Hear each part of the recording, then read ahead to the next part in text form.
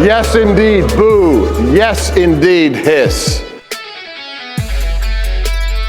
52% of American millennials would like to live in a socialist or communist America. Socialism here in America.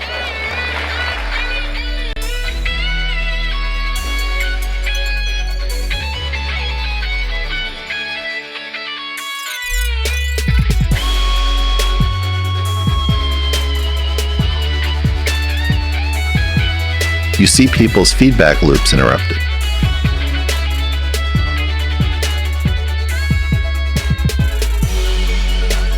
Seems that there's a much more negative view of fascism than communism.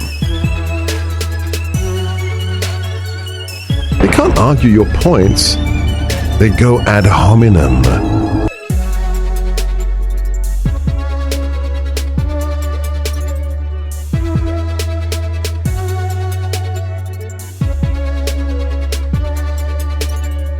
Somebody's gonna have to explain the whole Fox deal to me.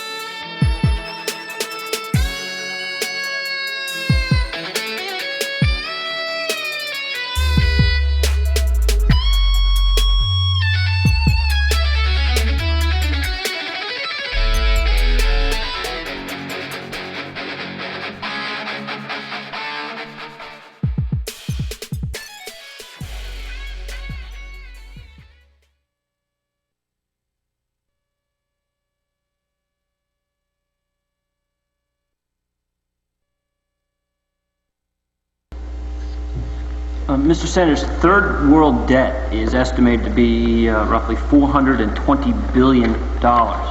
Much of that owed to financial institutions of the United States. Failure on that debt could bring down not only our economy, but the world economy. What can the U.S. do to help third world countries get a handle on that debt? Well, as you know, the cause of the debt is that huge banks in the United States, which do not have the capital available to provide funding for affordable housing in the United States, which do not have the funding available to help Americans develop decent jobs, understood that they had the opportunity of making tremendous sums of money by lending huge amounts to undeveloped countries at very, very high interest rates. And what's going on in the world, as the price of commodities fail, these countries are unable to pay back the debt. And then what the large international financial groups are doing is telling these countries to cut back on programs for their people, to lower the amount of food that their people receive, that their workers earn in income, squeeze them as hard as they can so they can pay back their debts to the huge banks. And I think what you're seeing now is a disastrous policy on the part of the huge banks. I think what has got to happen is the United States government, led by the Congress, has got to bring the underdeveloped countries together with the banks and work out a sensible payback program which will not include all of the money. There's no question, you can't get it. Furthermore, we've got to develop economic programs with the third world which will stimulate their country, not drain their countries, so that in fact they can begin to have the wealth to make some paybacks.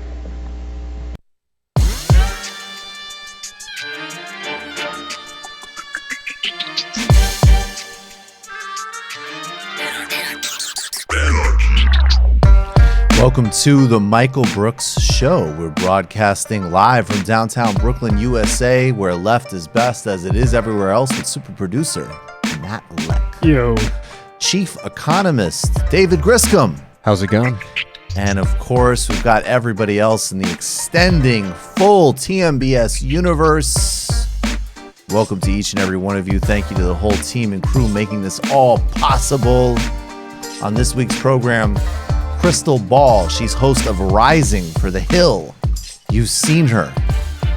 Brilliant political analyst. We're talking about the media's war on Bernie. how to respond, and what is a long-term progressive strategy to deal with the myriad crises that this country faces, and also build a long-term project for power, then Joshua Kahn. He's the executive director of the Wildfire Project. He is our movement building coach and strategist. We've introduced him before. He's here in studio tonight to talk about tactics that can help you, whether you're in a movement of thousands of people or 5 people. More tutorials. Last time we talked about how The Simpsons could lead you through a campaign. We're getting deep and diving in on tactics tonight.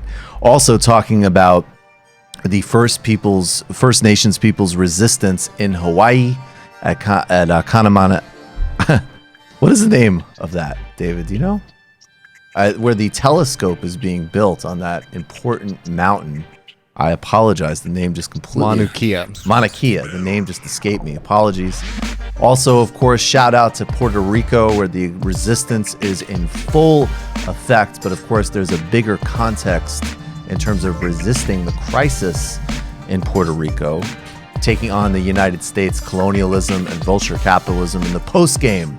We have a debunk with Professor Ben Burgess. We're taking on lies about the minimum wage. Boris Johnson is prime minister in the United Kingdom. We'll talk about that. The Yemeni ceasefire might be back on, but the Houthis are actually winning, if anybody can win in the genocidal context of that war. And Donald Trump, mediator for Kashmir between India and Pakistan. All that and much, much more in the post-game. And of course, we have a gem with David Griscom.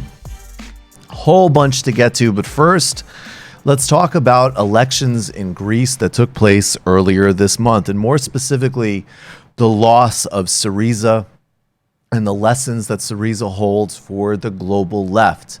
When Syriza took power in 2015, they were a point of inspiration internationally for multiple reasons. One was because it was a genuine electoral breakthrough and success for a serious left party, a party that had its roots in Marxist critique, in socialist vision, and even in some areas in anarchist uprising politics.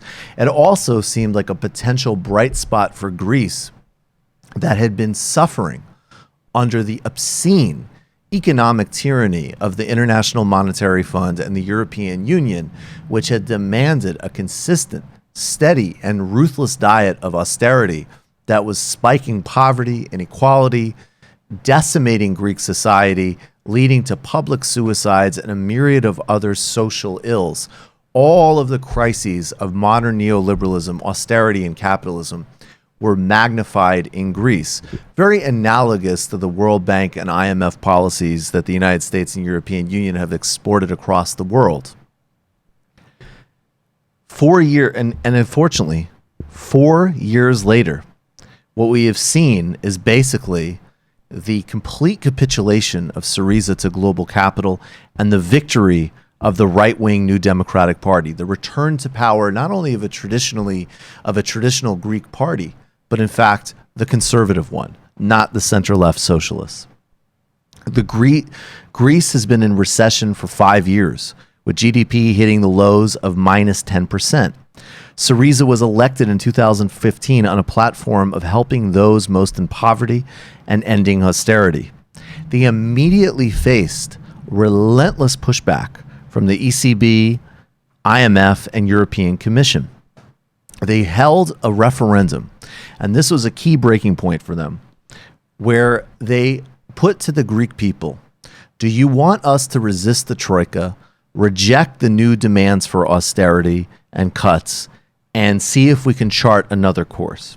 61% of Greeks, fresh off of electing Syriza to power, voted that Greece should reject the deal.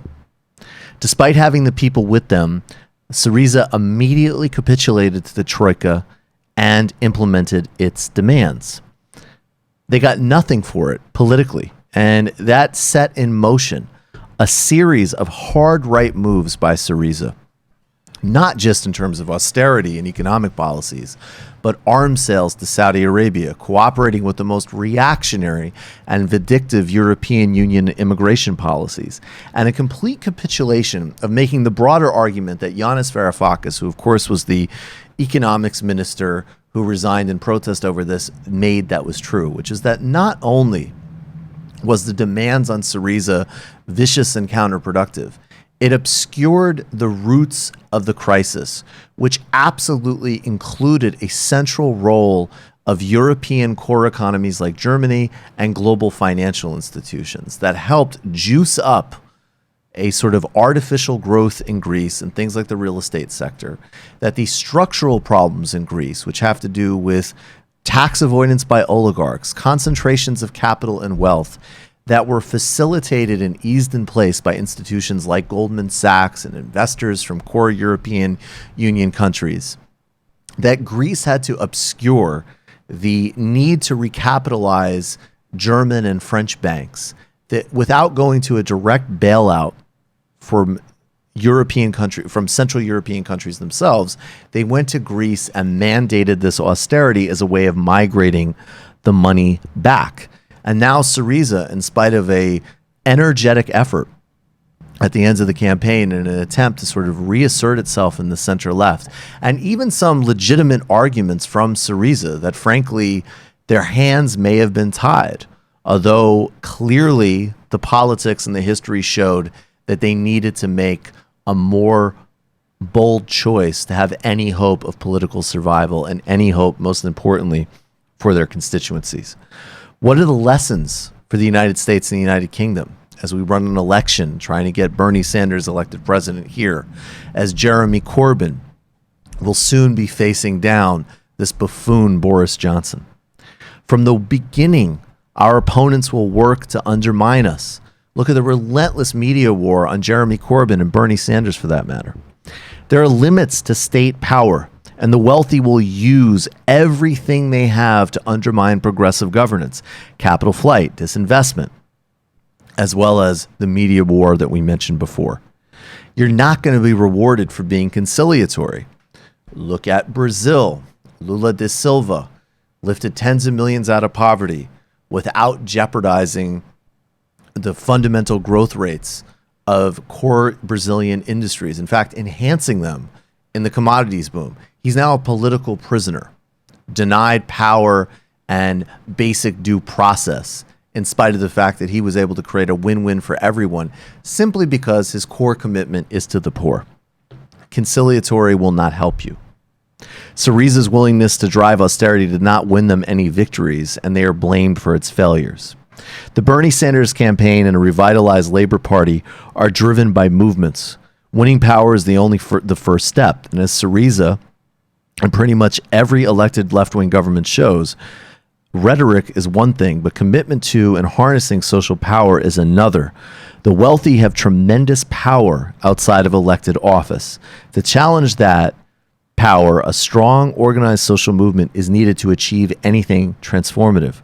Supporting movement candidates like Corbyn and Sanders is key because they can harness these movements to achieve these goals, and these movements will keep them honest and accountable to a broader shared vision.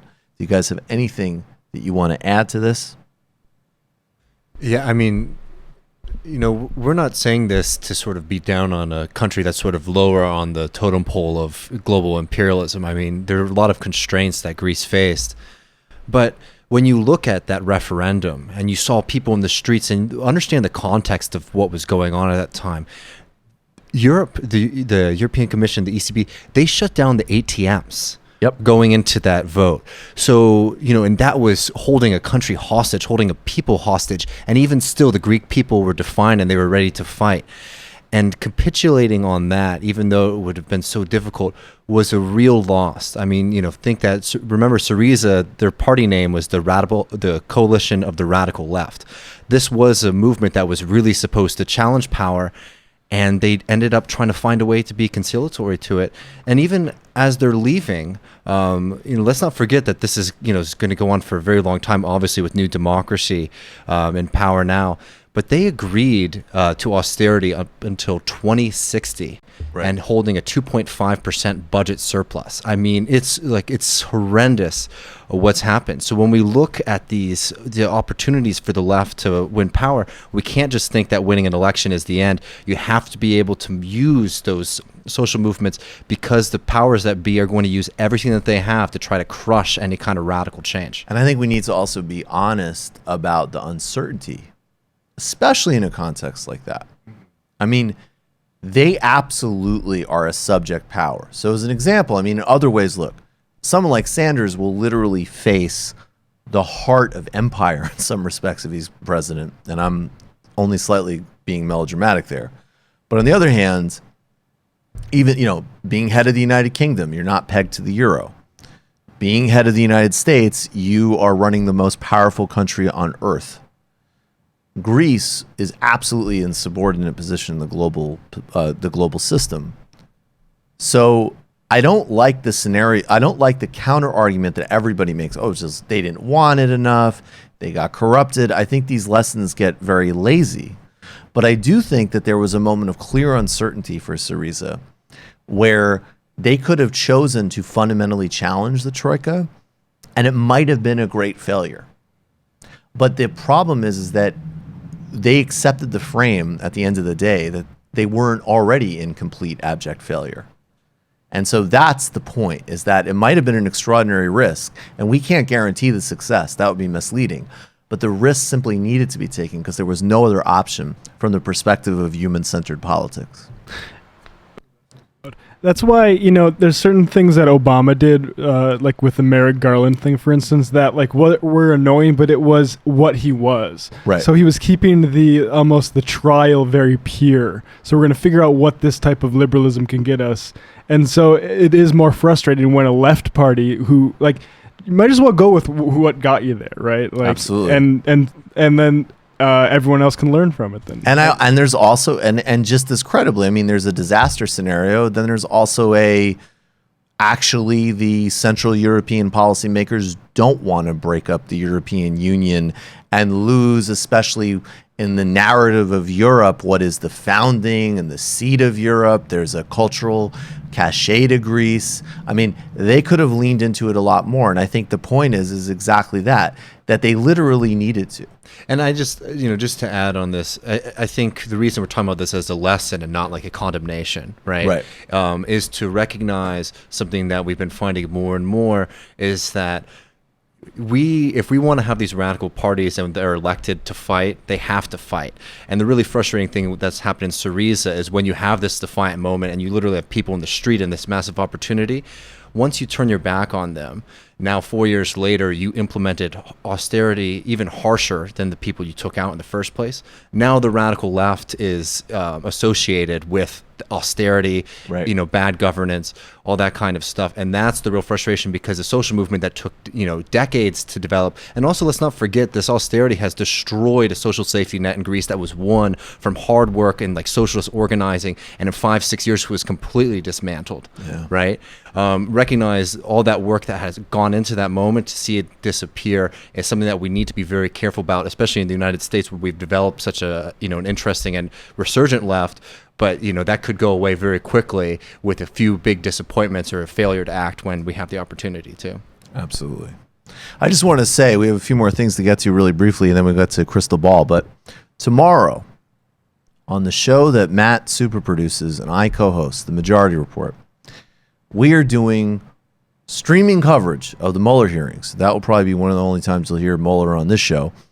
Look, I'm third way about this stuff in the sense that, we've talked. I'm not even going to review all the old Russia arguments. All I can say is I am not stoked to be doing that at 8 o'clock in the morning. So if at times I digress into an impression of Sam covering the Mueller hearings in a completely non sequitur way, you guys will all know where that's coming from. All right, let's get to the shout out. I'm looking for a remix. And now the shout out. The pile of ideas was turned to loafers. It's quickly moving into a hot position. And now the shout out. Pause the video. Recovery mode. Shout out. My brain is Geopolitical politics. competition would start kicking in. Geopolitical politics. Shout out. Do some research for yourself. Man. Somebody asked me if I could continue to think of ways to call Dave Rubin stupid, and the answer is both yes and no. Yes, in this there's always room for innovation, but I think there's also some standby words that continuously work. I mean, you also have Duolingo now. That's right. I'm gonna be calling him a fucking moron in Portuguese. Work up to tier 3. Yeah. How you took Portuguese on the internet? What can you say? Free Lula. And Dave Rubin is a fucking idiot. All right, guys, there is a serious uprising in Puerto Rico. And just like in obviously, look, there's always a bigger... I don't like to cover things in terms of, there's a scandal and then there's protests. There's always a bigger context, obviously. But it's interesting to me that just as the explosive reporting out of the Lava Jato corruption in Brazil has to do with leaked... leaked text messages.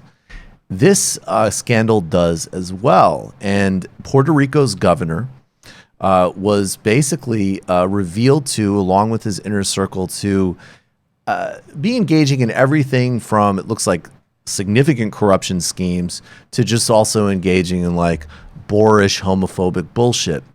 This is a report that just dropped. And again, there's been huge demonstrations across Puerto Rico, civil disobedience, riot gear responses from cops, very brutal response. The governor has refused to resign, although he claims he won't seek re-election.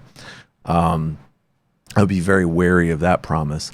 And now here is a report that, in fact, there are warrants for the governor and 11 associates' cell phones. Let's check out this report. I just confirmed with the Department of Justice here in Puerto Rico that they have executed search warrants on the governor of Puerto Rico and every other individual who is a part of the Ricky chats, the chats that were leaked. So apparently, the governor and the 11 others involved in the chat were ordered to surrender their cell phone to the Department of Justice. I don't know who turned in their cell phone. I don't know who didn't turn in their cell phone. But not everybody did. So search warrants have been executed in order to collect the phones. I have repeatedly asked the governor's office over the last several days whether or not the governor surrendered his cell phone. No response, not once. I'm about to ask them again. But anyway, I just want to let you know that we have confirmed search warrants have been served on every individual, including the governor of Puerto Rico, to get the cell phone as part of the investigation into those chats. And so, the bigger picture, obviously, of Puerto Rico is that Puerto Rico is a colony. Puerto Rico is overseen by a predatory hedge fund board, which was created out of the Promesa legislation that flowed out of the Obama administration's arguing and being confirmed in the court system, essentially, the continuity of Puerto Rico's status as what is in effect and in reality a colony. I do want to note that both Bernie Sanders and Elizabeth Warren voted against the oversight board legislation, which is purely there to implement austerity and on behalf of vulture capitalists in primarily New York and Boston. Tulsi Gabbard actually voted in favor of that legislation. I think that's quite important to note because she's been making great noises. In fact, she went to Puerto Rico, which all candidates should, but disturbingly, she was on the wrong side of that vote. For a little bit more context and actually just to kind of synthesize things a little bit here, let's play a brief clip of Yanis Varoufakis talking with Amy Goodman about the Puerto Rican situation as well.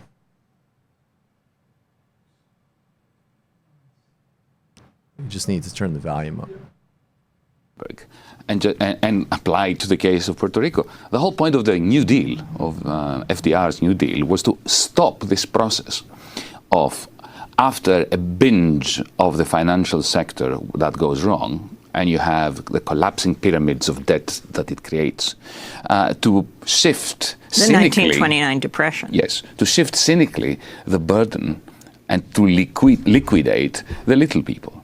to shift the burden of the financiers onto the weakest of shoulders. That was the whole point of the New Deal, and all the institutions that the New Deal created, like the FDIC, like Social Security, and so on. Puerto Rico is part of the same monetary union. Its people are supposed to be U.S. citizens, and yet they are not. They were never part of this New Deal, and you have the whole. And they cannot vote for president of the United States. The whole force of evil that was imposed upon the little people in 1929, 1930 under the Hoover administration, being imposed upon a small island nation that has also been devastated by this terrible hurricane, which is not completely unconnected. And he goes on, of course, to talk about the climate dimension in this. I just want to quote briefly from Nelson Denis, who's excellent. He wrote a really good piece called After a Century of Citizenship, Puerto Ricans Have Little to Show for It in 2017 in The Nation. In Puerto Rico v. Sanchez Vallejo, this is in 2016, the U.S. Supreme Court agreed with the Obama administration's argument that Puerto Rico is a territorial possession of the United States with no political or judicial sovereignty whatsoever. That same day, the House of Representatives passed the Puerto Rico Oversight, Management, and Economic Stability Act, PROMESA, to create a financial control board empowered to manage the entire Puerto Rican economy. The Financial Control Board is now the de facto government, banker, judge, and juror and executioner of Puerto Rico. And of course, he goes on to talk about the vicious implementation of austerity. Puerto Rico has some of the highest poverty rates inside the United States. It has a per capita income that is roughly half of that of Mississippi, which is the poorest state in the United States. And this governor, Ricardo Rossello, and this team, these politicians are the local corrupt point people for a colonial system that is designed to benefit vulture hedge fund capital. Look, there's a colonial relationship with the United States and all of Caribbean and Latin America. Look at our bases there. Look at our policies on migration and the drug war and the coups that we support. It's all part of the same pattern. But in Puerto Rico, there isn't even the veneer of any type of actually formalized post-colonial status. It's raw colonialism. So shout out all solidarity. And Puerto Rican citizens need to be able to choose whether or not to become the 51st state or an independent nation that is paid a massive amount of restitution to. I'll just be this really brief today. Become a patron, patreon.com/TMBS. Double the content. And now for those subscribing on iTunes, you get little snippets of the illicit history, so you can get a flavor. Last week we talked about Sudanese Marxism with Ahmed Cabello, who will be a guest on the main show soon. Grab your tickets to the Chicago live show. Chuck Mertz is going to be there. This is hell. They're starting to pick up at a fast pace again. If Brooklyn and LA are any lesson, do not wait to the last minute. Grab your tickets today. Hit subscribe to everything. You can donate to us on the Super Chat while we do this. This helps us grow. Hit the bell button so you get notifications for live streams. I do live streams sometimes besides the main show. Most importantly, get all the content as a patron. We're going to patreon.com/TMBS. We're going to take a brief break. We'll be right back with Krystal Ball.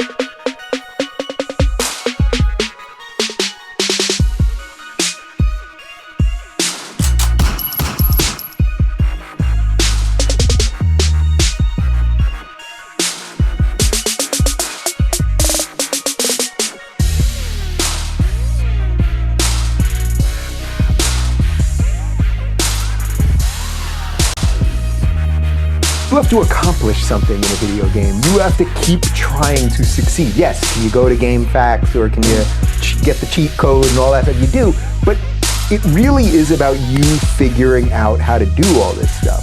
And that to me sort of shows why the media, and especially the leftist media, hates games now, or hates gamers. They don't like people who solve problems. Is this a bridge too far, or am I onto something? I don't know, I haven't really thought, I have to think about it, I haven't really thought about it. I think there's something there. Gamers want to get shit done. Whatever world you're in, whether you're playing a sports game or an adventure game or an RPG or whatever, you're building something, you're accomplishing something. You may have to have teammates and all do it. You don't want people to help you do everything and cheat for you. That's not what the left likes. Sure. So they have to not like games. I think there's something really there.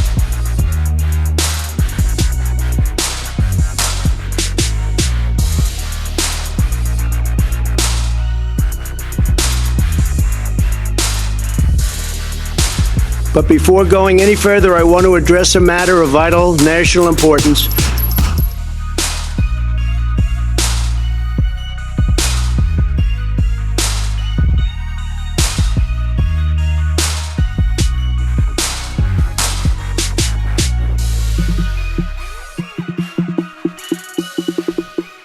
Welcome back to the Michael Brooks Show. Joining us now, it's a debut, and I'm very excited to be announcing it. Krystal Ball, she's the co-host of Uprising on the Hill TV. Krystal, thanks so much for being here. Thanks for having me. I'm nervous.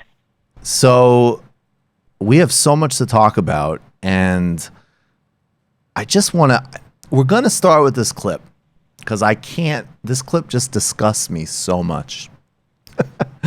Like, it actually pissed me off. And I have to tell you, like, I have a pretty, not much, like, actually pisses me off. There's sort of like the, yeah, fuck this person, you know, whatever. This one I thought was grotesque. What is, this one got you. You know what video I'm talking about, right? Oh, yeah. What is her name? Do you guys know her name? Mimi Roca. Mimi Roca. Mimi Roca. And I should say a bunch of co-panelists who are nodding, like she should have been responded to like somebody huffing glue outside of Penn Station. But let's check this out. This is Mimi Roca last week on MSNBC talking about her feelings about Bernie Sanders. And then Krystal, I'm going to throw to you because I think this has a lot of lessons about how Sanders is treated generally. I think, having Bernie Sanders and Elizabeth Warren next to each other will really highlight, because for me, as again, I'm not the political analyst here, but just as a woman, probably considered a somewhat moderate Democrat, Bernie Sanders makes my skin crawl, and I can't even identify for you what exactly it is, but I see him as sort of a not pro-woman candidate. And so having the two of them there, like, I don't understand young women who support him. And I'm hoping that having him next to her will help highlight that, because those are the people that if I were her, I would want to say, well, why are you supporting him and not me if you're going to choose between the two of us? Krystal, what's going on there? Well, in fairness to Mimi, no, just kidding. There's no defense here. I mean, this clip literally has everything. You have the person who right away prefaces the fact that they're not a political analyst. They really have no idea what they're talking about, right? With the insinuation backed up by absolutely nothing that Bernie Sanders is not a pro-woman candidate, when, of course, all of his positions, not to mention 40 years of public service, would tell you otherwise. There's that. There's zero statistical data used to back it up. And then there's also the just gross condescension of claiming to speak for all women, but then also condescending towards the women who do in fact support Bernie Sanders. And that all of this passes for analysis on, a very important and influential network. Yeah, it kind of says it all, doesn't it? It says it all. And it also says that nobody else said, like, hey, do you want to rephrase that? Because you just embarrassed all of us and yourself. Instead, we have, like, Zerlina Maxwell's pumping her head. Like, oh, yeah, that makes total sense. Or like, hey, even, how about you back that up? Like, you say he's not pro-woman. What do you mean? Would be a logical question, follow-up, as, someone who does this regularly. But even her, that she would be asked to opine on this is in itself problematic. But again, as long as you are kind of saying what they want to hear, then they're happy to have you say it and not give any pushback. Do you think, though, I mean, partially what disgusted me so much about this comment, look, obviously I'm a Sanders supporter. I and the larger media reality is that, you couldn't get away with saying this about, I mean, forget Warren. You could not say this, I think, about any other candidate on MSNBC without, I mean, let alone pushback, I would say a conniption, right? Like this, the kind of casual contempt. But I want to connect it to when she talks about young women specifically, right? Because it's not just this weird, I mean, a lot of mainstream pundits, and I think we can get into like the various class reasons and so on, but they have weird psychological fixation about hating Bernie Sanders, right? Like I don't support Harris as an example. We just have different politics, but I don't have a life built around having a weird fixation on hating her the way these people do with Bernie Sanders. But when you talk about young women specifically, and this is just like a statistical overlap, you're disregarding the fact that, yes, a lot of young voters in general support Bernie Sanders because they're disproportionately affected by things like student debt and income inequality. So the contempt she has there accidentally basically extends to the entirety of the American working class. Almost like the hatred for him is a stand-in for a bigger hatred. Well, and I think you're exactly right. I do think there's something, and I can't quite put my finger on it. There's something about Bernie Sanders that is like a trigger, right? Because he doesn't play by their rules. He doesn't really respect them or, adhere to the traditions they want to see or play the role that they want him to play. There's a bit of a mutual antipathy there, I think it's fair to say. Mm-hmm. But you also have this phenomenon, which I certainly saw and experienced when I was at MSNBC, where the world that they live in, especially, the folks that are up in New York, is a very rarefied world. So, for example, and also, unlike YouTube, where you get instant data on what is doing well, what your audience is interested in, you get comments, you get feedback, you can see right away what people want to hear about and what they don't, for better or worse.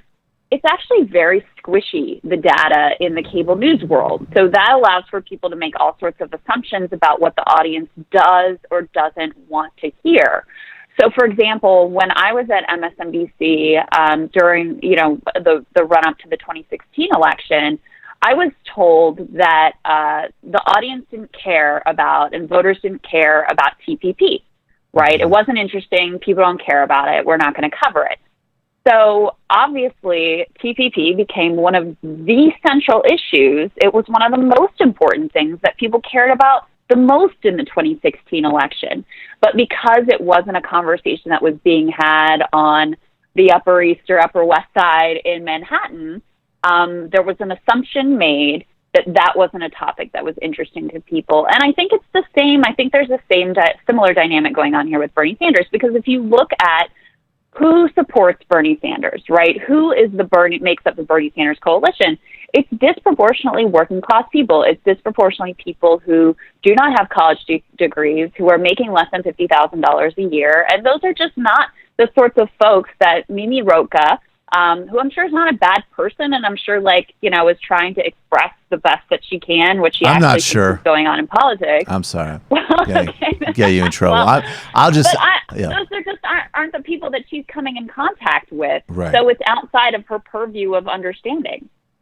I don't want to turn class. I try to on this show talk about class is like a process in the economy more so than an identity, right? And I actually get super skeptical of the way people talk about kind of class as an identity in mainstream media, because all of a sudden it turns into having nothing to do with where you're at financially or professionally. It's all you could be a multimillionaire, but if you drink Budweiser, watch NASCAR or whatever, then you have working class sensibilities, which is another delusional way that this stuff is covered in media. But I will say, it just seems that, there's some recognition, and even though these places still do not achieve it, right? But there is a generic recognition in the MSNBC universe that, like, you know, if you're going to have a segment that deals with women or African Americans or so on, you probably should have some people that actually are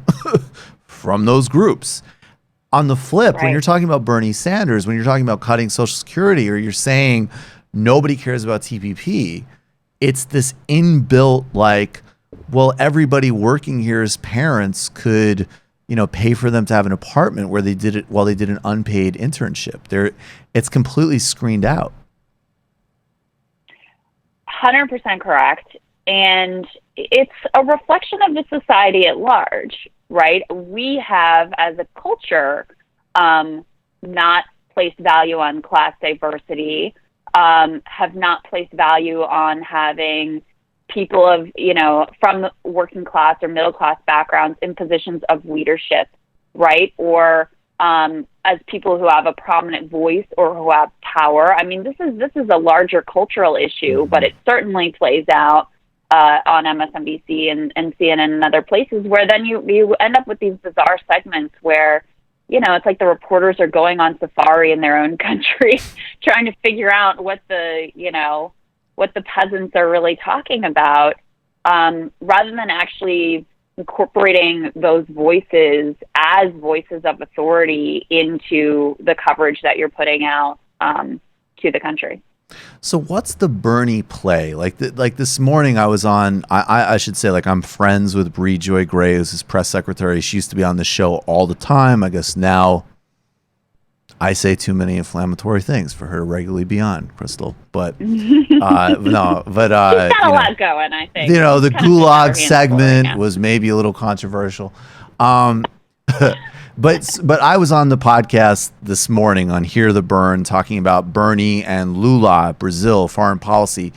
He's built this whole alternative media infrastructure. What do you think, if you were to take a strategic approach to how Bernie deals with the media as sort of like often another impediment, what's the best path there, do you think? My thinking, and I actually have been thinking a little bit about this, is they've done a great job cultivating the alternative media approach, and I think that's awesome. They need to do that. That's predominantly where a lot of their coalition can be found anyway. So I think that piece has been really smart. But I would be a little bit less careful about doing the mainstream media outlets, and, you know, let Bernie get in there and be feisty and call people out when they're being unfair. You know, make that more of a point of conversation that's happening nationally, and not just in alternative media, of, you know, hey, how are we covering this election? And are you getting the facts right on Medicare for all? And how are we looking at this issue? And he's a very, obviously, incredibly effective communicator. And the Mimi Rokas of the world aside, people find him really compelling and, in his own special way, very charming. Right. So I would open the floodgates a bit more and take some more risks and put him out there. I mean, you look at, like, I thought, and this was very controversial, but I thought that Bernie's town hall on Fox News was one of the better moments of his campaign, because the guy's just fearless. You know, he's not afraid to call bullshit on the bullshit. He's not afraid to, you know, to do his thing in hostile territory. I think we need to see more of that from them. He's got to be out there a little bit more than he's been so far. Yeah, I completely agree with you. And I'm a little confused looking at that campaign, because I think they are doing a lot right. But to me, two really successful moments, which I could see being controversial, you know, and maybe the more risky thing to do, was when they sent that letter to the Center for American Progress several months ago, like, yo, we're not going to just, you know, you're not going to just attack the guy with bullshit all the time. We're going to come back at you if this is going to just be like a cheap tabloid oppo shop on us. And yes, he did an incredible job at the Fox Town Hall. And why I'm wondering, I think in general, if you got that kind of feedback loop, I do wonder why there isn't more of that from the campaign. Yeah, and I don't have the answer to that. I mean, I think, he has, rightfully so, a healthy skepticism of the press and, doesn't necessarily enjoy those appearances when he has to go on and tolerate what are oftentimes stupid, uninformed questions that he's constantly having to reframe the premise of, or the kind of horse race stuff that, he doesn't have use for that. He wants to talk about policy ideas, the movement, how we're going to actually make change for people. And so I get why I'm not excited about I don't do cable news anymore. So I certainly understand why Bernie Sanders thinks that, there are better uses of his time.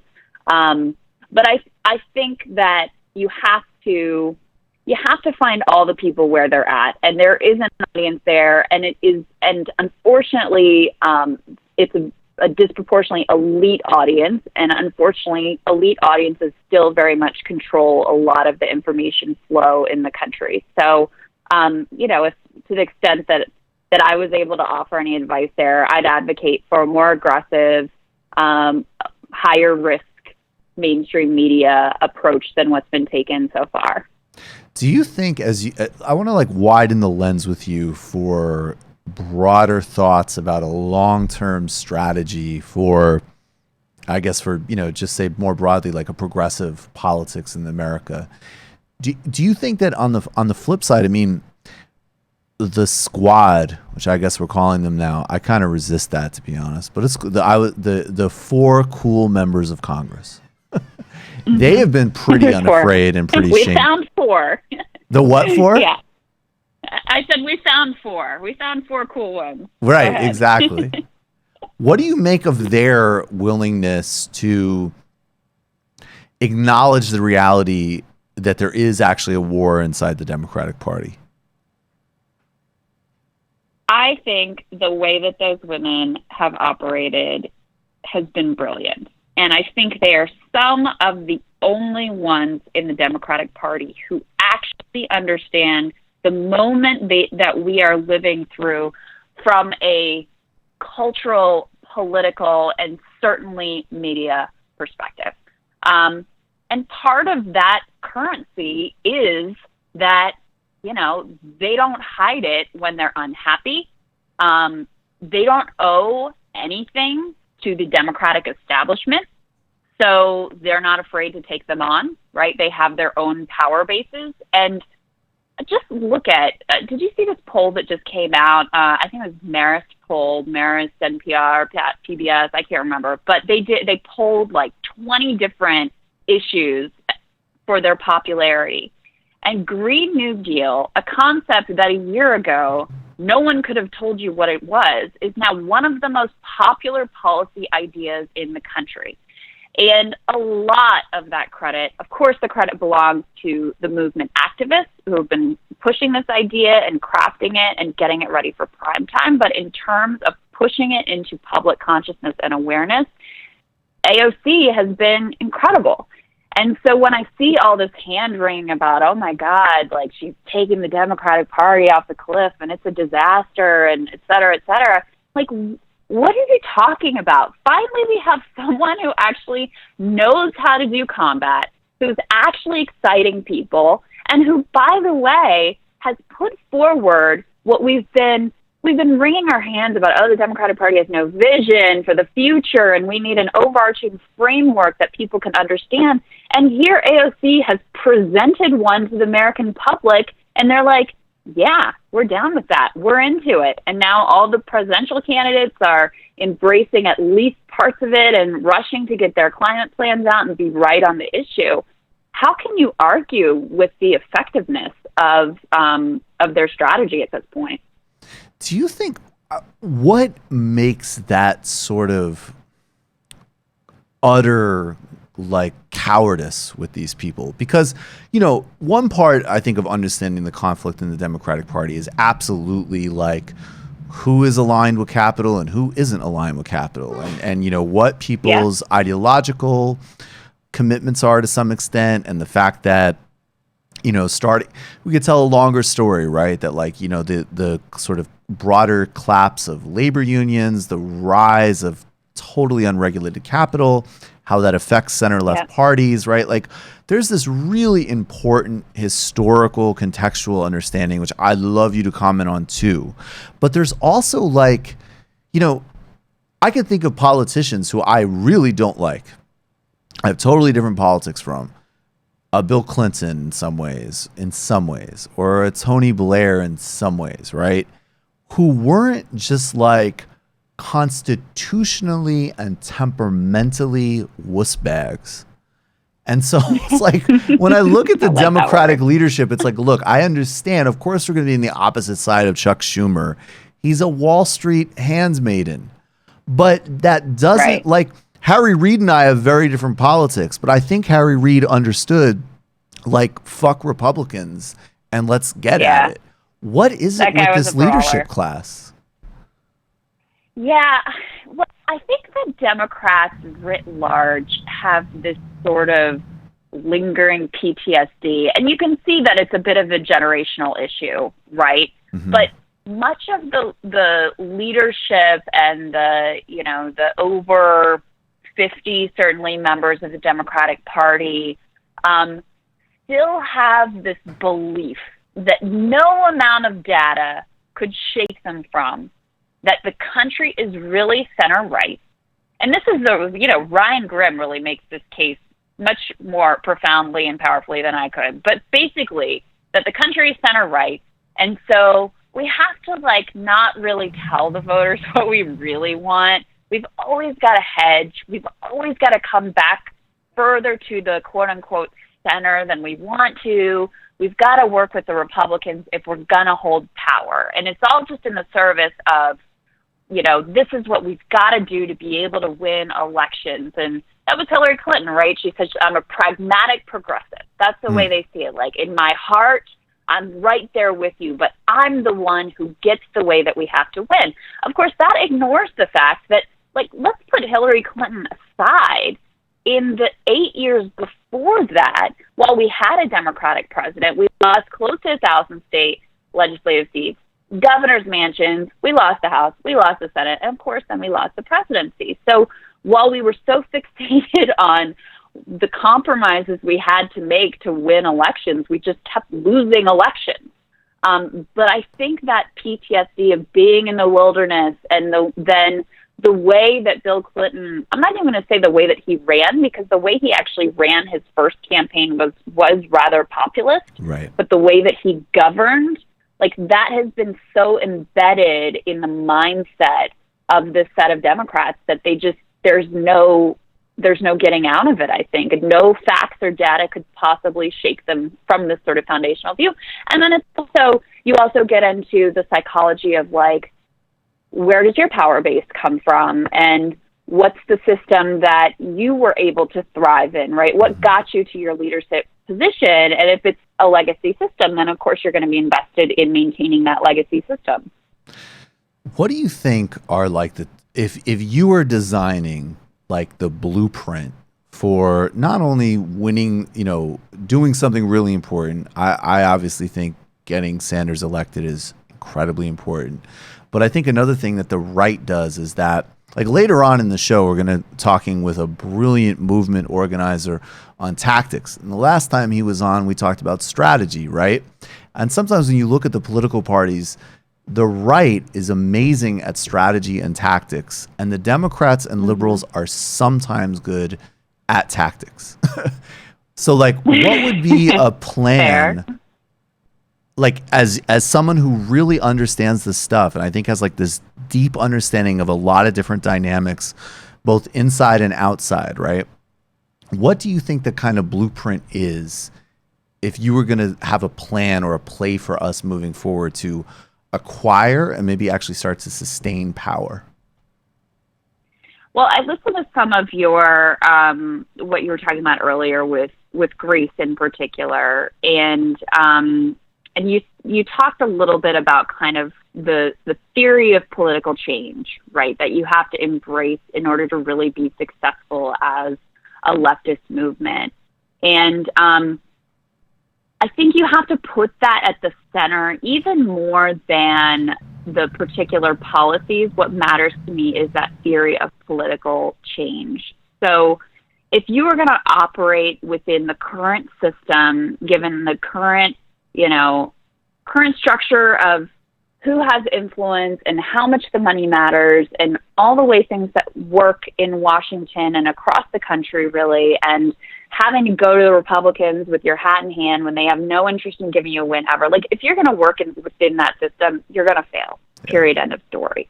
And people know that, right? So that reality ties into the electoral reality that if you're offering people like, oh, I'm going to work with the Republicans, they're like, no, you're not. Like, you may try, but that's just not going to work, right? So you have to first and foremost offer people a vision for the future that they actually think, like actually believe is going to make a difference in their lives. Now, that's a fucking hard thing to do, right? And that's why I don't know that I'm going to give you the full blueprint today, but I'll tell you a little bit of why I think that leftist populist movements around the globe have had more trouble than the right-wing, quote-unquote, populist movements. It's because if you pin a lot of your ideology around basically some sort of racial supremacy, that's very easy to deliver on without passing a single bill, right? You get a sort of psychological welfare just from the president telling these congresswomen to go back where they came from, right? Yep. That's a psychological benefit to, people who are looking to be put back in the place where they think that they deserve and belong. Right. On the left, you have to actually deliver the good, right? And so if you aren't talking about a theory of political change that is big enough for people to believe that you're really going to make a difference in their lives that they're going to be able to see, they're just going to think you're full of it like every other politician. And so, again, I don't think that's a blueprint, but I think that's where you have to start from. And if you aren't, if you aren't fundamentally changing some of the dynamics and the incentives that operate in our system and making structural change, then I don't think you get past the starting gates with a lot of people. Yeah, I think that that's really true. And that's another reason I just want to say, one of the reasons that I'm such a strong advocate for Lula, and I've covered him so much, I think actually you just framed, in addition to the fact that he absolutely is, in my opinion, a political prisoner and an incredibly successful president. I actually think he did that. One, I mean, look, delivered tens of millions of people out of poverty. But two, I think that he actually did communicate this incredibly effective, like, no, this way of doing things is better, right? Like, this is like, make Brazil happy again, right? Like, a society where prosperity is growing, where you're enjoying your life and more people are being taken care of, and you don't have to divide yourself into some like pathetic little sort of like, racial hierarchy. And in fact, we're going to challenge that, but in this very like broad-based, visceral way. I mean, again, the dude would have beat Bolsonaro. I think that that is something to the synthesis. And I think you're also right about the inbuilt advantage of, Trump and all these guys are total 1% people, but they can dispense with the racism and the xenophobia, and that charges up their base, and that costs nothing. You're totally right.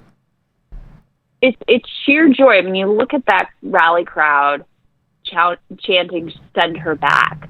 Like, that's what they came. They're so happy in that moment to be able to assert their dominance. And look, I'm not one that, believes everyone is racist or everyone that supported Trump is racist. I mean, I grew up in rural America. I live in rural America. I lived in Kentucky during the 2016 election. Like, I actually love these people.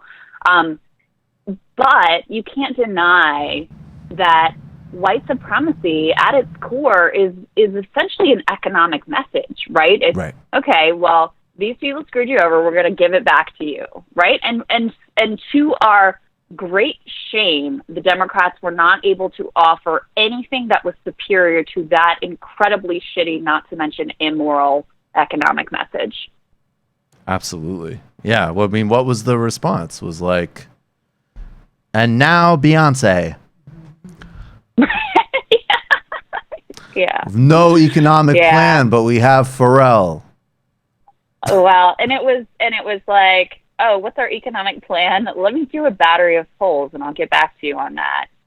You know, because it's certainly not going to be what I said 2 years ago or 4 years ago. Got to figure this out on the fly. I mean, and that's the other thing. We were, again, digging into this poll that had all the issue questions, and Green New Deal polled very well, and there's some sort of contradictory information on healthcare and Medicare for all, and some of the immigration positions that, you know, on decriminalizing undocumented immigration, like those things polled very poorly.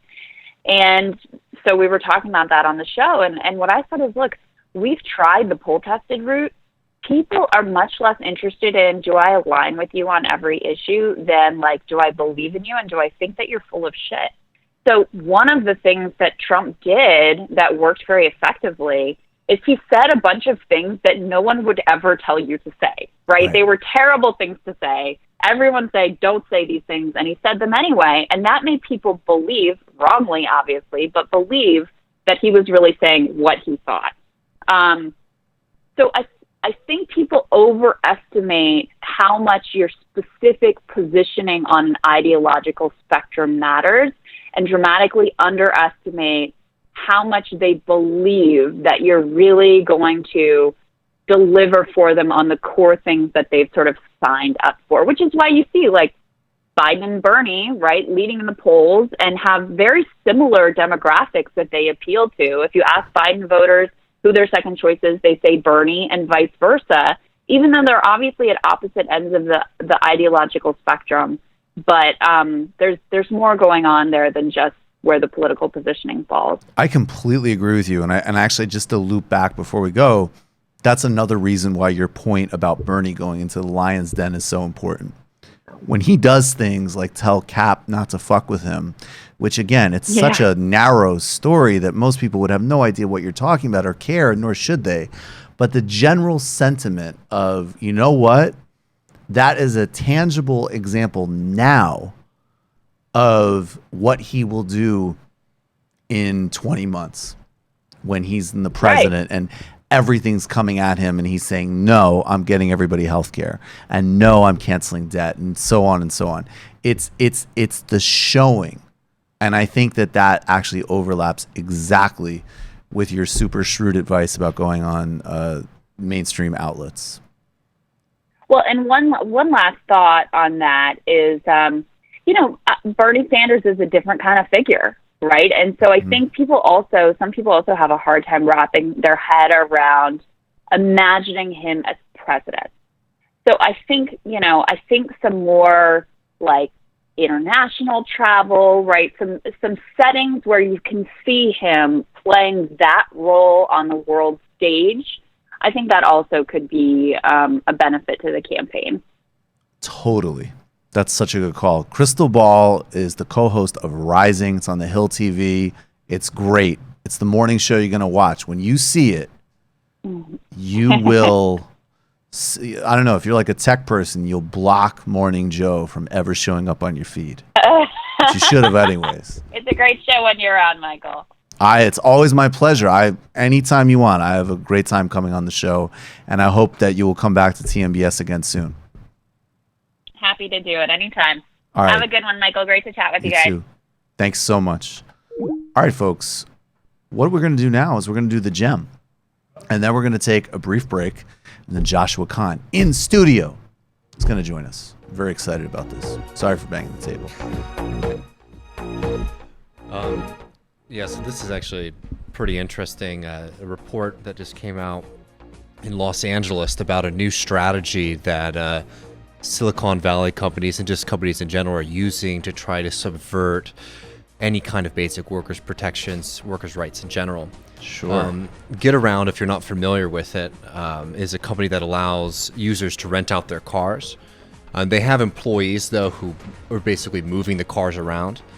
And, of course, they were not considering these employees, as employees. They were considering them to be independent contractors, despite the fact that they wore uniforms, they didn't make their own schedule, they had to go to training, and they were assigned shifts.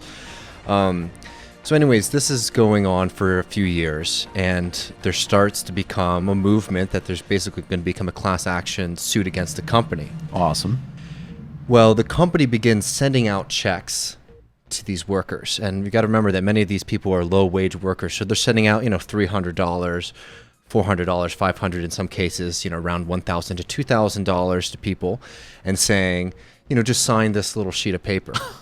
And of course, the sheet of paper was encouraging these workers to sign away all of their legal rights. They were hoping to squash this class action lawsuit. The company then was informed by their counsel that the sheet of paper that they had all these people sign was too broad, and actually would not be able to hold up in court because it was so egregious and offensive to any kind of decency or understanding of law. So then the company contacted all these people, offered them around $100 to sign another waiver, and threatened them, though, that if they did not sign this, they would sue them for the money that they took in the first place. So now we need to recognize what it's like for those workers. If you are already working a kind of low wage gig job, you get a couple $100, and for most people who are working paycheck to paycheck, that gives you a little bit of breathing room. So it's something that is very attractive to people. This is a tactic that's used by a company by Get Around because it's significantly cheaper than paying out the overall cost of a successful lawsuit that would really challenge the abusive practices of Get Around. So just to give us the context of this, Get Around paid out a total of $145,000, while the legal settlement is estimated to be somewhere around, if it went through, $1.6 million. So the company understands that their workers are pressed for cash, and that many workers will forego their legal rights. And this is something that we're seeing more and more across the country as much more work becomes centralized into a few corporations, especially all these kind of gig work. So you're talking about delivery drivers, Uber, things like that. One company can basically push around an entire sector of workers who are atomized because they're not necessarily working with one another. And oftentimes these are temporary workers. Just talking about temporary workers in general, interns, according to a new Wall Street Journal report, are increasingly being forced to sign non-compete clauses. Which, obviously, the entire intern system in the U.S. is, a problem, especially unpaid internships. But this, just like I never knew feudalism would be so funny. Yeah, I mean, it's amazing because it slaps in the face the entire neoliberal logic of interns in the first place is to get some experience so that you can go and take it somewhere else. And obviously, people have seen, there's a really interesting report in the New York Times, a story about a reporter who worked as a DoorDash delivery person that came out over the weekend. I highly suggest you read it. And obviously, everyone's been talking about, again, what's going on at DoorDash, where they're taking the tips to subsidize the wages that they're paying for the workers. So, if they're getting paid, $12 for a delivery, you pay them $5. DoorDash is just basically taking themselves off the hook for the $7 that they would have to pay these workers. Yeah, naturally. And this is a major problem. Capitalism's bad, folks. No, I mean, we tried it. It's not working. It's not really working. Bad, it's not a good system. But we also need to recognize what this means. It's like, so these are all these kind of legal rules that these companies are getting around are all things that were hard-fought, won victories of the labor movement across the country. But what happens when, working people aren't organized together, aren't basically in communication with each other, and are in such precarious work that they're sort of transitory, they become abused. But also the way that a lot of these corporations are trying to use, legal finagling to get out of any kind of legal protection for the workers is really bad, and it's becoming all too common. So private sector non-union employees, 56.2% of them are subject to mandatory employment arbitration procedures, right? This is from the Economic Policy Institute. So this is, again, you're foregoing your rights to a trial so that they can find an arbiter to figure out, your situation. 30.1% of those workers also include class action figure waivers. Out that situation. We're going to figure it out for you. Gotta take a look at it. Situation being, here's a few scraps. Yeah. Situation being, sorry, not going to pay you. And, this is a significant part of the economy. 24.7 million American workers no longer have the right. And, of course, there are ways to get out of this. But just, they'd have to go through a long legal process to go forward with a class action lawsuit. 24.7 million American workers, signed away their right to bring a class action claim if their employment rights have been violated. So this is really common in low-wage workplaces. It is much more common in industries that are composed of women workers, people of color, and again, low-wage workers. So this is our legal system being skewed to dominate, into the benefit of the wealthiest people and the most powerful organizations in the United States. And from legal weakness to precarity, corporations are using the poor situation of their workers that they create by paying them such low wages to maintain that domination over people. Just the other week, Uber and Lyft were revealed to be paying their drivers to show up at protests that were pushing for more regulations on the industry. And again, we're talking $100, $200, but when people need cash, they're going to accept it. Right. Fighting poverty must mean that we're fighting the power of bosses. And that means that we need to really be talking and creating movements that unite people. That's why movements, for example, like the Fight for 15 is so much bigger than just raising the minimum wage.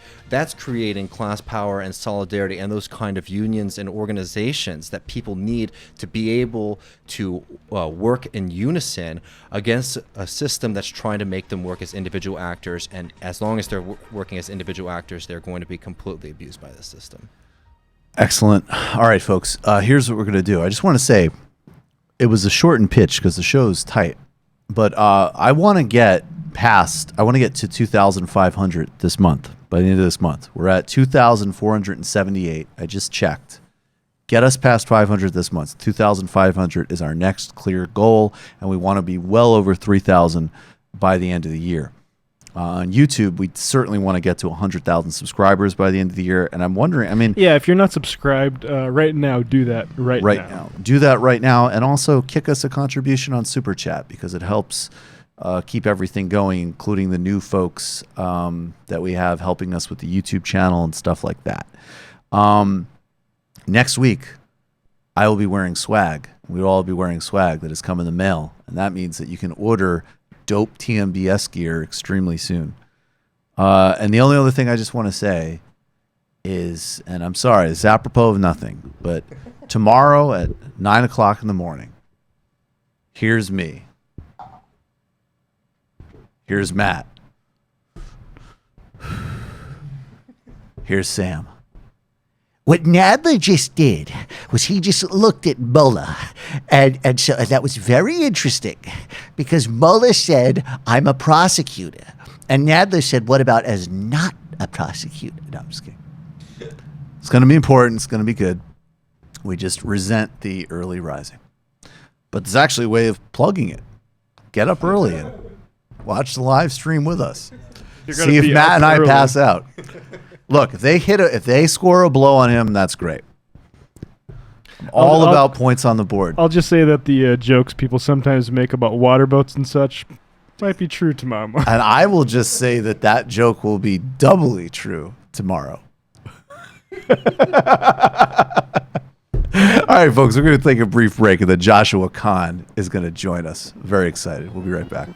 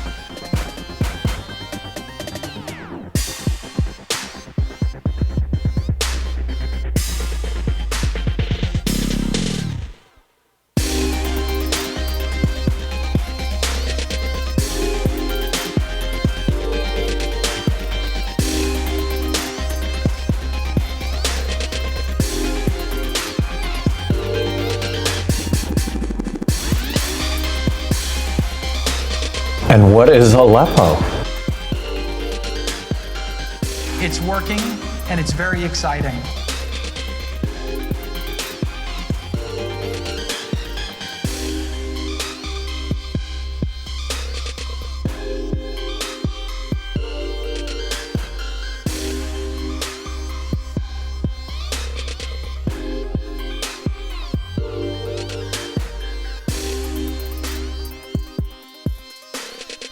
It needs to be simple. Keep it simple. Infrastructure, no bumps in the road.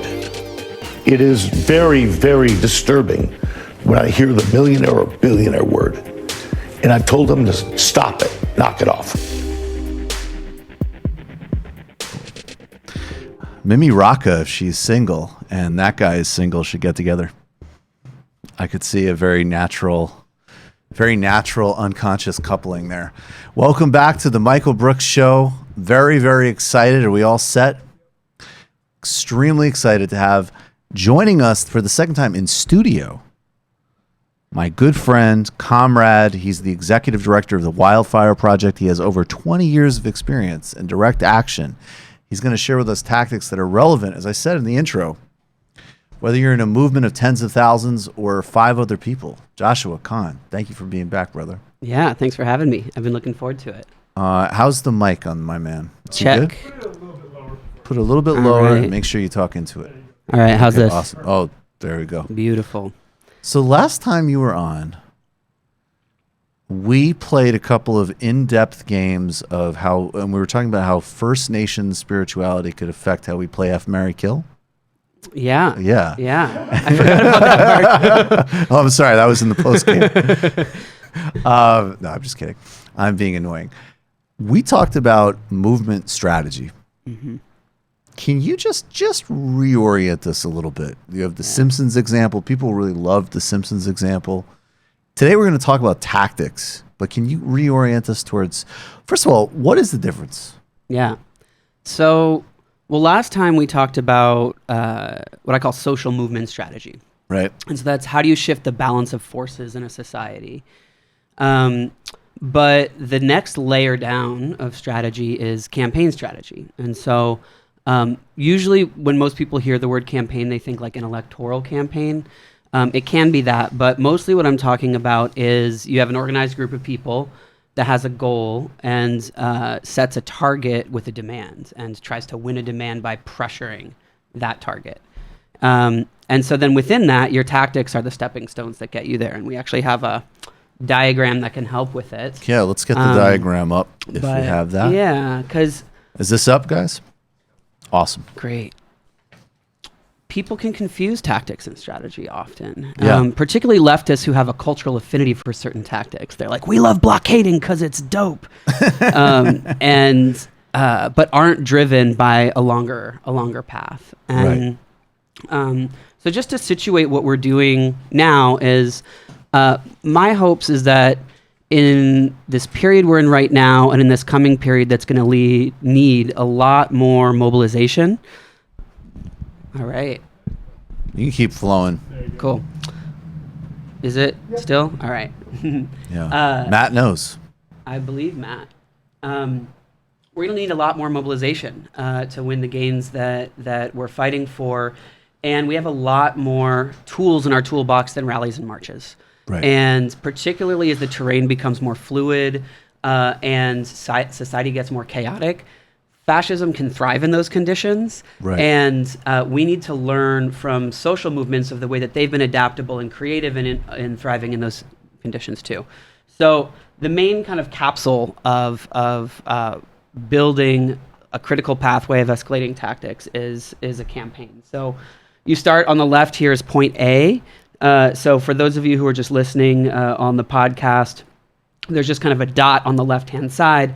And on the right-hand side is your destination. That's your campaign goal. So that's like we're trying to stop a pipeline or we're trying to get, a local campaign. Like we're trying to get more, cheaper bus fare for youths. We're trying to, or we're trying to win a Green New Deal. It can be as big or small. And then you build a pathway with short, mid, and long-term goals. And the hash marks on the way, those are your tactics. So those are all of the actions, those are all of the steps that you take building towards your goal. And the key thing about nonviolent direct action tactics and protest tactics in general is we're brought up in this country to think that change mostly happens through persuasion, like Wrong. of winning in the marketplace of ideas. And nonviolent direct So action this is about sort power. of outside of politics. I'm seeing your, because there's a chart here and there's the word politics isn't on it. That was fascinating. It was so painful. It like hurt me in my body to watch that interview with Marianne and See, this is in some ways we're so similar. And I think one of our core beautiful differences is that made my body happy. Until I got pissed, actually. I did at a certain point get broken by the just relentless stupidity. But anyways, back to it. If I had seen it on video, it might have been better because I could have seen her reaction. But the key thing, like, by the way, she increased too. By the end of that, her like she was becoming like, "Okay, Dave," to like, "Are you fucking kidding me?" Mm-hmm. Yeah. Well, here's how that actually ties into this. Is that so? If you didn't hear that interview, Marianne Williamson was talking about My second choice candidate. social movements, street heat, popular mobilization, and how that wins gains. And Dave Rubin's response was like, "Oh, that's not even politics." And so my point here is the opposite, which is that politics is fundamentally about how you leverage power as people and gain more democratic control over the different aspects of your life, and then that trickles upward into the electoral arena. So if you want to go to the next slide, actually, sorry, go back. Let's take a moment. Well, let's these hash marks. Let me just talk for another second about campaigns. Because when I say a campaign goal, there's lots of different kinds of goals that campaigns have. So there's your external sort of final goal, but all along the way, your tactical goals, like the goal of a particular direct action, that can be internal. That can be, we want to be building our group and get our folks hype and connected. And part of the value of nonviolent direct action is when people take an emotional and spiritual risk of breaking the rules and taking care of each other despite the consequences by standing on the moral high ground, it binds your group together. So there can be internal goals for sure. There can be organizing goals of we're doing this tactic to be compelling to new people so they'll join our group.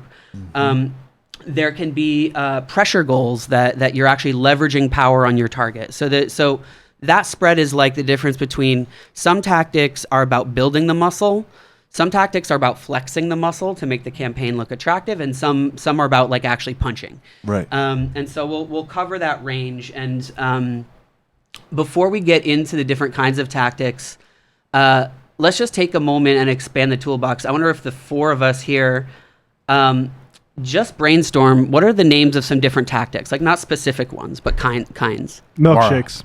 Milkshake. Yeah, milkshaking people. Yeah. Milkshaking. Marching. What else? Direct action. What kinds? Taking something that you want that's been taken from you. So like land reclamation. Yeah. Or like Occupy Our Homes used to break into homes that were foreclosed and take them back, for example. Yeah. What else? Being a nuisance on social media. Yeah. Let's see. Yeah, I was going to say propaganda. That covers that. Propaganda, right? Propaganda writ large. Is there a term for like chaining yourself to something? Or? Yeah. So there's all kinds of civil blockades. disobedience. Yeah, and we'll get into the distinction between direct action and civil disobedience in a minute, but blockades, blocking something from happening, you can do that with your bodies, you can do that with bicycles, but you can also, like Griscom's saying, like use what's called hard gear to actually lock down something. Like nobody gets in or out. We're using chains, we're using barrels. We can talk more about examples of that too. Anything else? Sabotage.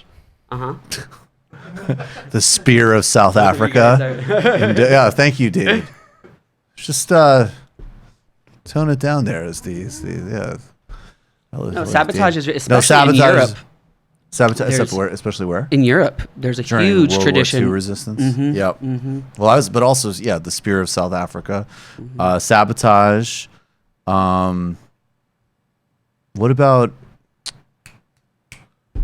I'm I'm sorry. I'm totally blanking on something. I feel like there's something in between sabotage and land reclaiming, but I'm not thinking of it. Squatting. Yeah, but is that really sabotage? But okay, No, squatting. I don't think so like, at all. what's in between those Yeah, things? it was something I thought was more confrontational. Okay, squatting, mocking people could be a tactic. Yeah. No, it actually totally a tactic. ridicule could definitely be a tactic. And this is totally different, but the same word. But like holding mock elections is Mhm. a tactic. In general, guerrilla theater, street theater. Guerrilla is a theater, kind of street tactic. theater is a tactic. You can do tree sits. You can do all kinds of banner hangs. I'm just trying to get the juice flowing. What else? God. Well, so like one thing DSA Wearing is a doing Lula lot- T-shirt to see Burner Boy at Prospect Park. That's pretty good. It's like Yeah. replacing brake lights. So is there a term for that?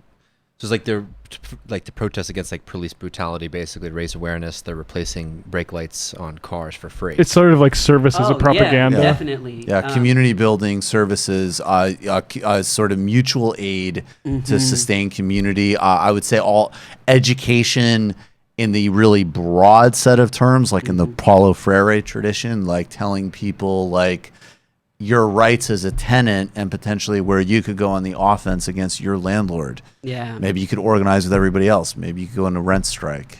Exactly. So it's a Yeah. whole category. Oh, of rent how do strikes we would, I would say, its own meet our own category. needs directly. Yeah. Boycotts are a category when they're done effectively.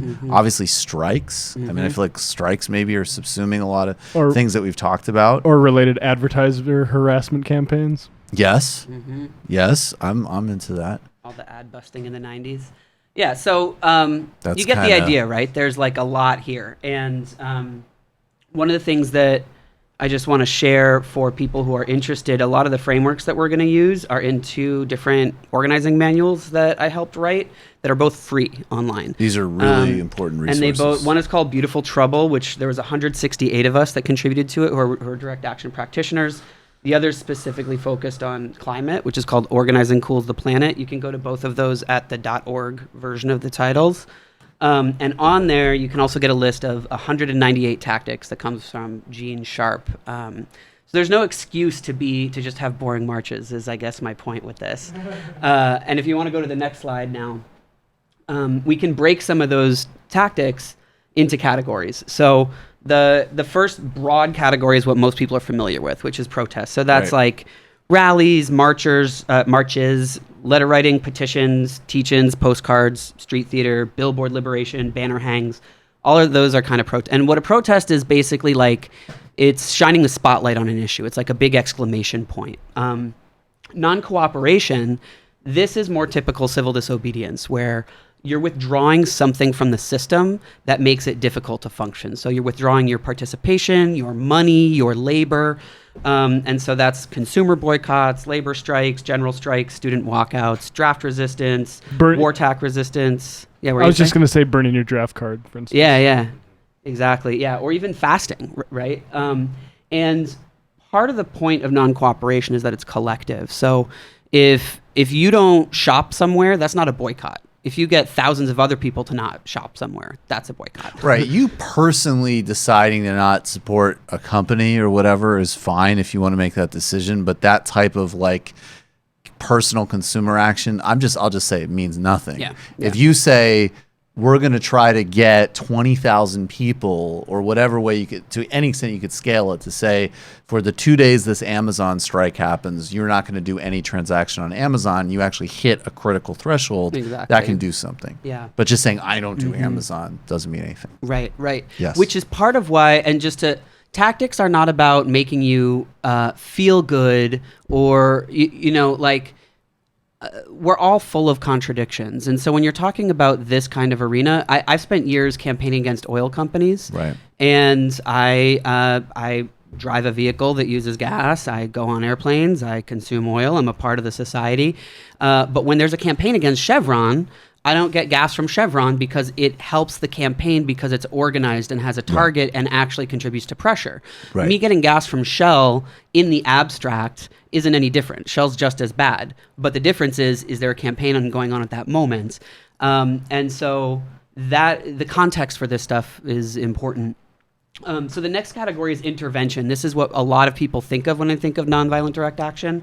So this is not withdrawing something from the system. This is like throwing the wrench in the gears. So this is like blockading roads or buildings, occupations, disrupting meetings, bird dogging, which is What is bird dogging? Bird dogging, it's a weird term, it's it's where you like follow around a politician, and at every public forum they're at, you're asking the same question over and over, so they can't get away from it. Like the way that a dog follows a bird. I'm not a hunter. I don't know. Oh, I think got that's it. what Yeah, that- yeah. I've been pheasant hunting. Dogs will sniff around in the brush until they find the actual bird and then kick it up into the air so you can get a shot at So it. you get a shot at it. Yeah, yeah. That's nice. So, it's about being relentless.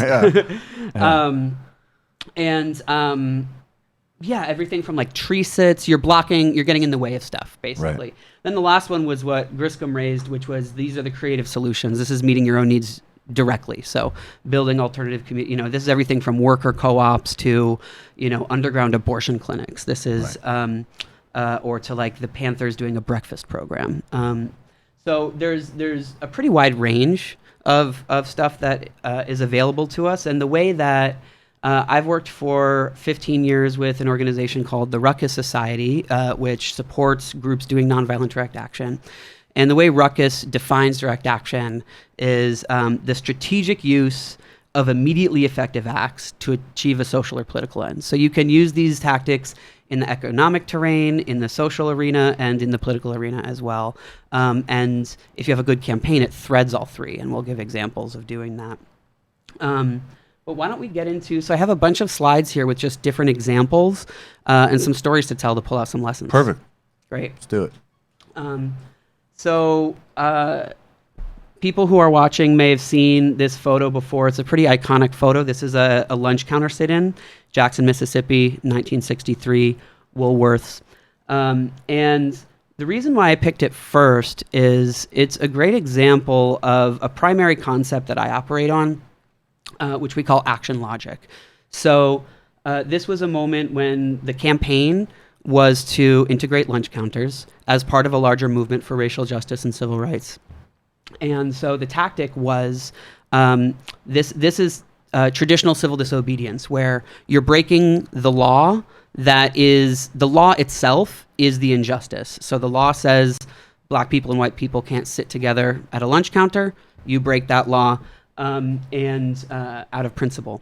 And the image here is black students and white students sitting in, and then this angry mob of people who would now, be the IDW crowd, throwing like. No, the ID to be fair, and I hate the phrase "to be fair," but the IDW crowd would be like, we have to consider the consequences of not pouring milkshakes on these people. Right. Look, I'm an integrationist. Yeah, we need to consider the long-term It would be consequences. to defend a few people in that picture who were doxxed by. Right. Yeah. Exactly. Right, That would exactly. be it. Yes, it would be to find the narrow, irrelevant side point to have a moral panic about. Yes, Yeah. exactly.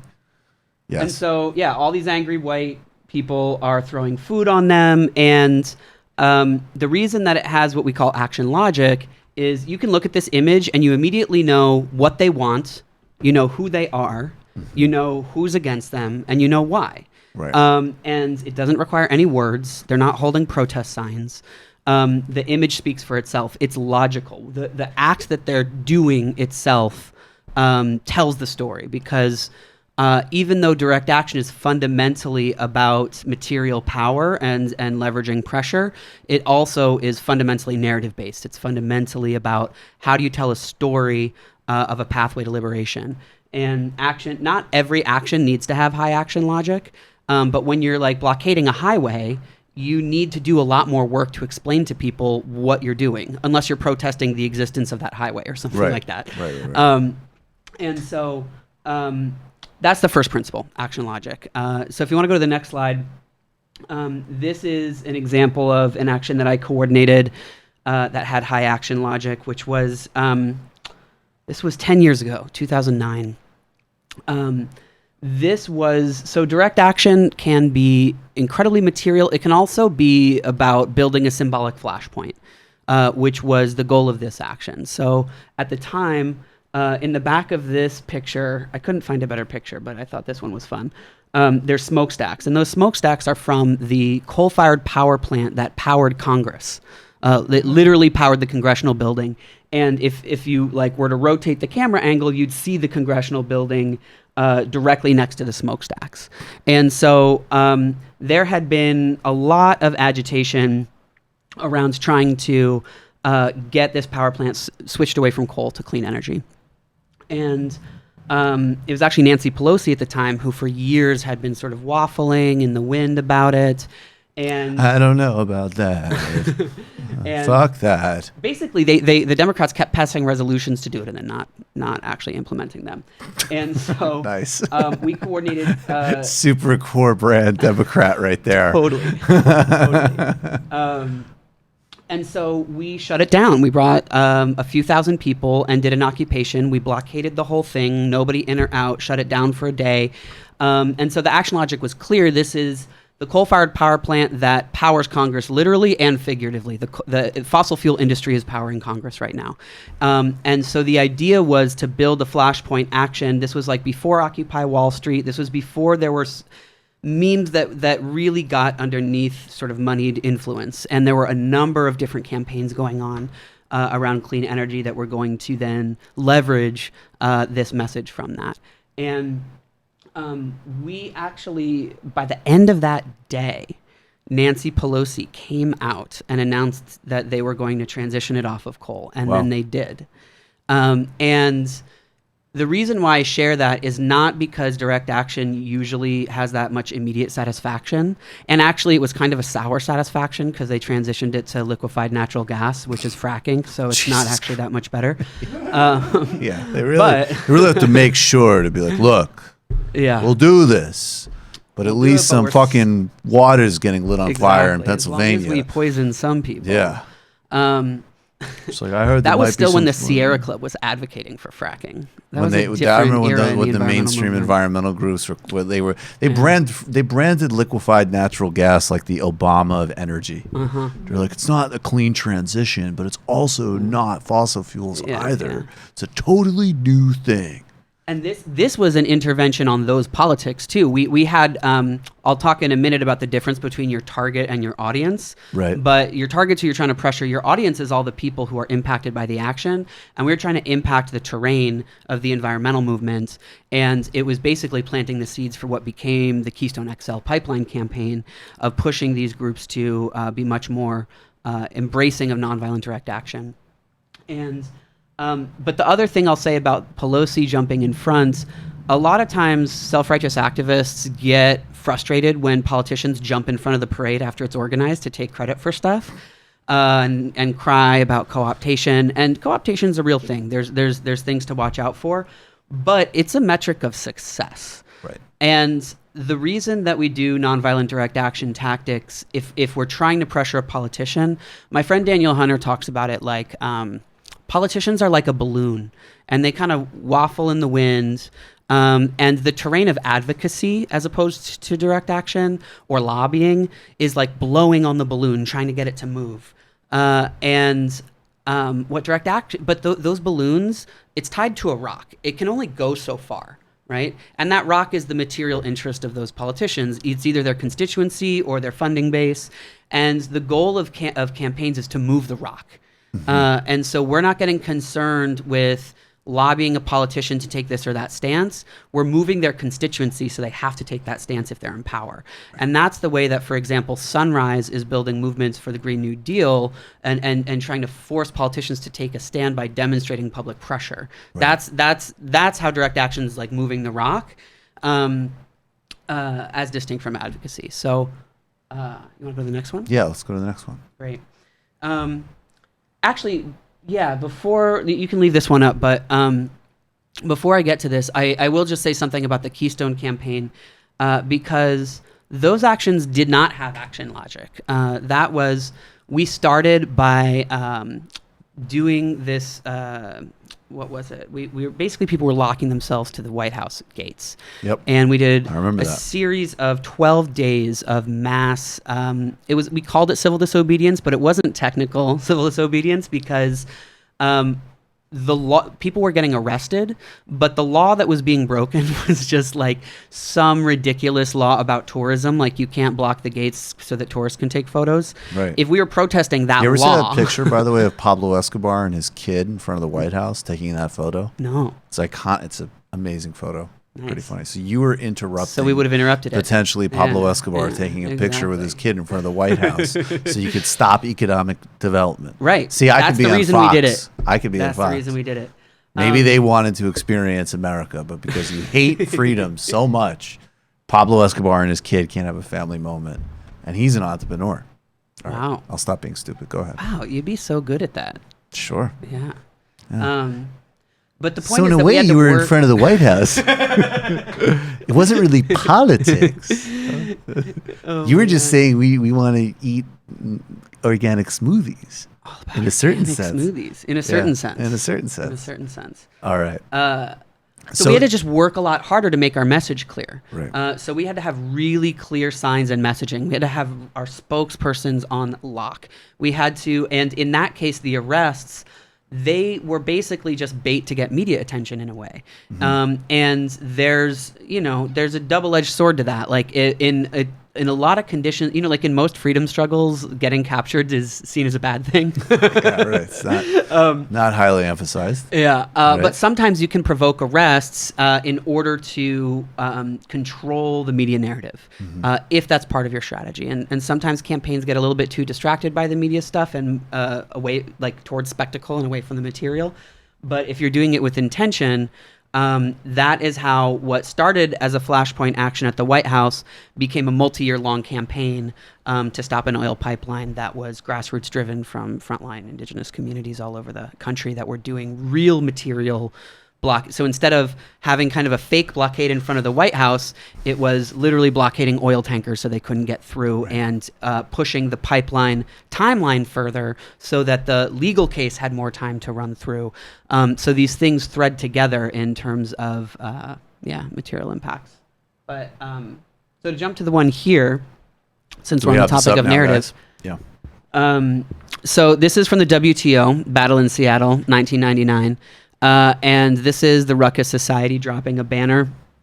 And in the media terrain, the reason why I wanted to include this is just to give a shout out to activists who are sick of outrage culture and just saying, we're against everything and we're against this and no. Right. The reason why that's ineffective is that the audience then needs to decide who you are and whether, like, if you're against it, are they with you or are they with the much more reasonable person that's seeming person that's arguing against you? Right. And at the time, in 1999, when the global justice movement was just getting visible in the United States, it had been going in the global South for quite some time. Most people in the country didn't know who the World Trade Organization was. And so when the Ruckus Society did this dramatic tactic of climbing a crane in front of the Seattle Space Needle. I literally remember this as a teenager. Me too. This was like powerful. Politicizing moment. Powerful. For me. Yep. And this was a collaboration with Ruckus and then Rainforest Action Network, which I also worked at for several years. And so these climbers scaled the crane, dropped the banner, and instead of instead of saying WTO with like a no sign around it or like an anti symbol, they framed it as a clash of values, right? So democracy's going this way, the WTO's going that way. The audience can bring their pre-existing values to their assessment of what you're doing, and it tells a whole story in it. And this was, by the way, in the context of these protests, and yes, there were some things that the media focused on. There was some, windows broken at Starbucks, which, look, I no moral claim that wasn't an effective tactic at this time, and nor was it then, in my opinion, purely because that was like the prime vehicle of distraction of issues. Thomas Friedman wrote some fucking idiotic columns about how the people protesting didn't understand how trade worked. But the big takeaway was actually, and I remember this because I was transfixed. It was the first moment, if you were a 90s kid, where you actually felt like, wait a second, there are people on the street for a different world that is built. It's, less concrete and specific, I think, than the much better, more developed socialist politics that are animating us now. But it was like, no, there has to be values about labor, about democracy, about the environment, and so on. Bill Clinton came out And, look, it's Bill Clinton, and it wasn't honest, but he was like, they're right to be protesting. He understood viscerally precisely this message, which is that, look, if you drown out all of the bullshit and all the Friedman wonkery and all of this nonsense, people understand that this is global capitalist bureaucracy against democracy. And that was moving the rock. Yes. That swayed his balloon. Yes. And it would have really gone a long way if 9/11 hadn't happened and dropped bombs on the rock. Yes. No pun intended. Yes. And absolutely. I guess the last thing I'll say about this, so this is an action just 10 people were a part of this. This required serious resources to do, of course, but they dropped this banner the day before the meetings happened, when there was going to be thousands of people protesting the meetings, interrupting them, and the newspapers on that day, this was on the front page. And so this framed everything that people were going to interpret afterwards. And so the goal of this action was to control the narrative of what was about to happen so that people could leverage smarter tactics in opposition to the Friedman narrative and stuff like that you were talking about. That's where the battle of ideas does come in. Yep. And so there's a lot of different considerations when you design a tactic. And this, for, if you're watching, forgive the amount of words on this next slide. But this is just an example of one of the tools. Ooh, there's a lot of words. Whoa. So many ideas. So many ideas. I have to, wait, we need that drop. I'll just say it. I'll step on it. I think we need recovery mode drop for this slide, buddy. Yeah, it's gonna, I literally. It's going to knock you into recovery mode for sure. Okay. I have to say that my brain is still in recovery mode from taking in so many high-level important ideas. Recovery mode's actually a step on the action planning under celebration. Oh, beautiful. Is that debrief? All right, break this down, man. So this was developed by Beyond the Choir initially, adapted in Organizing Cools the Planet. But these are just some of the consideration. Designing a tactic is a lot of work and requires rigor. And so it starts by developing your goals and strategy, which is basically the map that we started out with earlier. And I'm not going to read all of the smaller text under here, but if you are organizing with a group and you're listening to the podcast and you want to access this, what these dots are different questions to ask your group that will help you refine your strategy, help you consider these different points. So the next is the history and the location. Where are you doing this action? What is the history of the impact that the local community may face if a bunch of police are brought into the area? Right. What is the context of the history of work on the campaign? Knowing your context is the first step after strategy. Then it's about setting your target. And so again, a target is who is the person or institution who has the power to give you your demand, period, full stop. And there's ways that, and I'll talk later about secondary and tertiary targets, which are who pressures those people. So I'll read a couple of the bullet points, which is, what message will a tactic send to the people who have the power to meet our demands? Will it pressure them to capitulate or enable them to dismiss us or retaliate, right? So when you are escalating your tactics, you are flexing your muscle. And if you do a tactic too soon that actually communicates, we don't have much power, and a bunch of angry activists screaming on the sidewalk actually tells the story, we're marginal and don't have much power. Right. Right. And so then you might want a more creative way of using that group of people. How will you know if you've impacted your target? What are your metrics of success? And are you prepared for the target's reaction, which is part of, I'll get to the window smashing thing later and why that's such a dumb tactic, but anticipating the reaction of your opposition is really important. So next, your target's distinct from your audience, which is that who do you want to reach with the tactic? What do you want to inspire within them? Is the tactic, who is the media reaching? Are you just doing social media because you're trying to build the enthusiasm of your base? Are you trying to grow your base? Are you trying to win over new allies?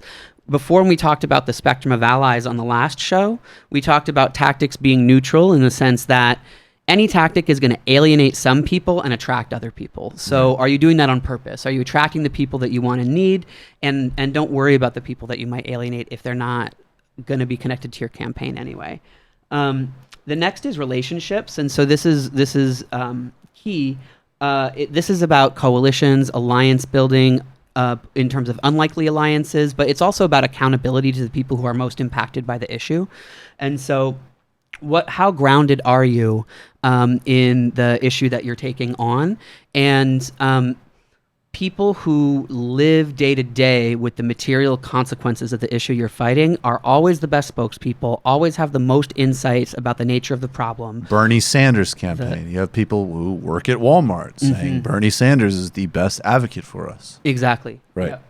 Yeah. Right. And have the biggest insights for solutions. They understand it best. They live it. Yeah. Right. So then next is timing, right? So how can we leverage unfolding events right now as opportunities, and does the political moment hold potential for us or vulnerability for the target?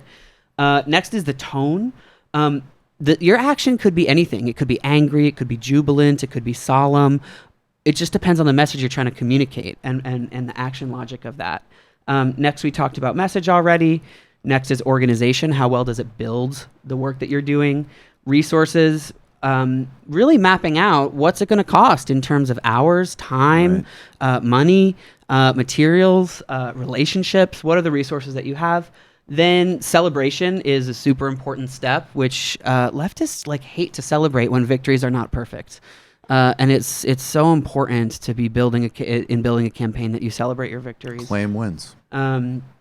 And that's when you can go into recovery mode from all the high-level ideas. And then debrief is when you evaluate and make meaning of what's going on, and we'll talk about that at the end in terms of praxis. So that's just like a little taste of some of the tools that are here that I'd really encourage people to use. So we're going to need to go to the post-game in a minute. So we'll get some more of these lessons, and we'll also talk a little about what's happening in Hawaii in the post-game. But I just want to throw one out there because it's something I haven't particularly cared to talk about one way or another, to be honest, because I just genuinely think mostly this is a overhyped bullshit story. But I want to give you I want to run by you an example too of also redundancy of tactics and why things may or may not work in certain contexts. Right. So I'll just say my reactions. I'm not advocating that anybody do anything. I think when that guy punched Richard Spencer when Trump was getting inaugurated, that ended up being an incredibly positive cultural moment because there was a symbolism, there was an action logic that was actually the new thing isn't going to just be, people, with this kind of politics strutting around the streets, and people are going to, get in people's faces, right? Now, and I'm making no moral claim about this, although, I have criticisms of a lot of these tactics that are being enlisted. That kid, Andy No, who is a complete asshole, I have absolutely zero respect for, I don't care about. He's a reactionary propagandist. He's a reactionary propagandist and many other things that I frankly probably should not say. That milkshake interaction was a net positive for him. Period. It's good for his career, raised a huge amount of money. His podcast with Joe Rogan was the most downloaded podcast on iTunes, period. Not just in a vertical. So people have to start to ask themselves, in which context does which tactic make sense? Yeah. And when does something become not only potentially super self-indulgent and limited, but actually literally precisely the kind of feedback loop that someone like Andy No wants? And again, I can already hear certain people being like, you don't get it, and you're doing, you're doing moralism. And I'm telling you, stripping everything aside, who won from that incident? Yep, I agree. Who is the winner? Andy No and the brand of that bullshit reactionary concern troll nonsense is the big winner. And there's that asshole from Quillette. And I understand that he's been involved in other things. I know that objection too. And those things were actually being reported on and documented, so that Andy Ngo's first cycle of broader public notoriety was, I don't think this guy's really a journalist. His second cycle was the most downloaded podcast on iTunes. It's not, I'm sorry, it's not a good tactic. And that might trigger some people, but it's not a smart play. And I always want to get specifically into, in a non-moralistic way, how do we actually assess our tactics and not become addicted to them? Yeah, exactly. The thing I'll say about that is, like, this is the best thing we can learn from the global justice era, because during that period and for a while afterwards, there were all of these mass mobilizations at the IMF, at the WTO, and there were all of these like really unhelpful debates about violence and nonviolence. Right. What constitutes violence? Is is property destruction violence? Blah blah blah. Right. And the left loved to get stuck in those moralistic arguments, and I would facilitate coalition meetings at some of these summits and convergences where people were literally invoking, like, well, the Zapatistas defined violence as this, so therefore I want to smash a window. Right. And it was all ideological. It was all abstract. And at first, as a nonviolence trainer, in like earlier in my time, it was like I engaged it on that level, right, and tried to complicate it and tease it, and then I realized the antidote to it is just doing strategy training, because both in the example that you just gave and in window smashing at the WTO kind of example, you can anticipate the reaction.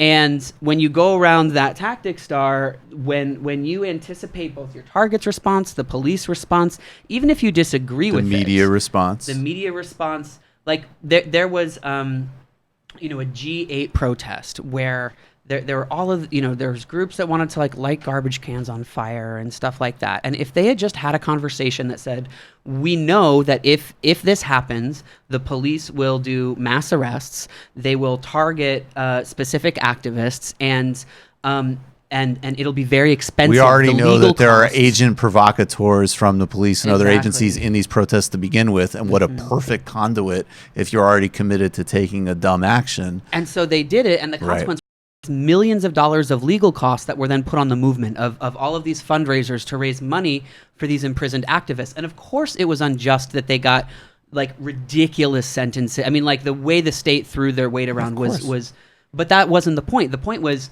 if you instead proposed, like even saying, okay, let's say that lighting a trash can on fire is a smart tactic.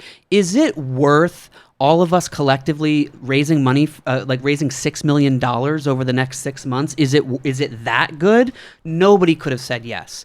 And so if you stick in the terrain of strategy and material outcomes and agreed upon goals with metrics you can actually evaluate, all of that nonsense falls to the side.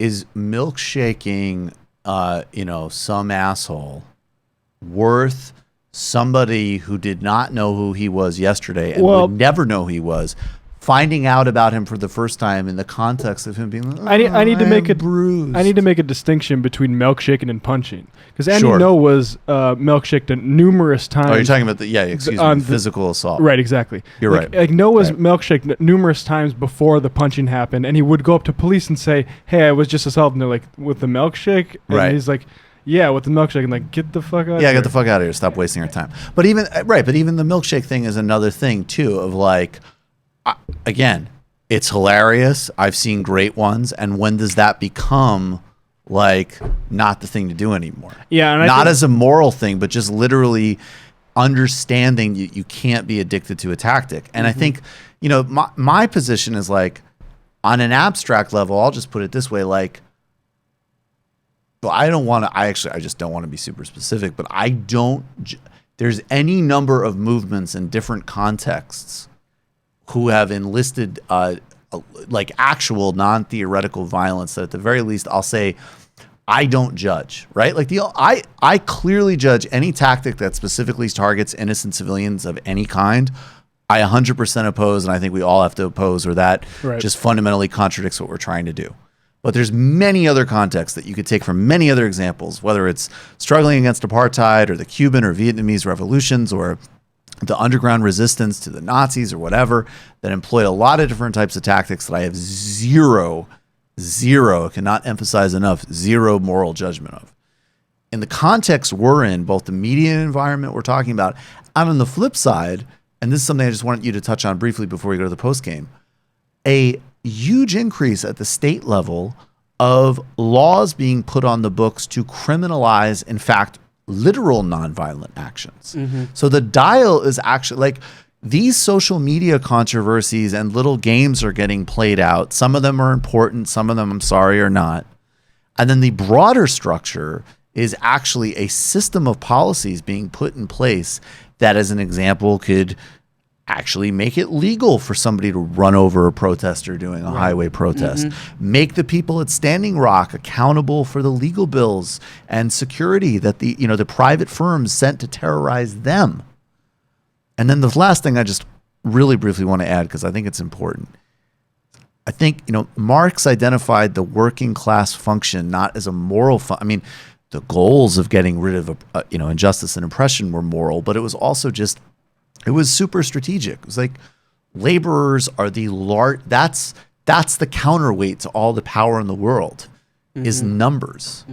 And so when you start thinking in a large cohesive group that can actually synchronize to do large cohesive things, that is when you still have to start thinking of building a left that is literally broadly appealing. Because you need to be able to do mass scale things like strikes.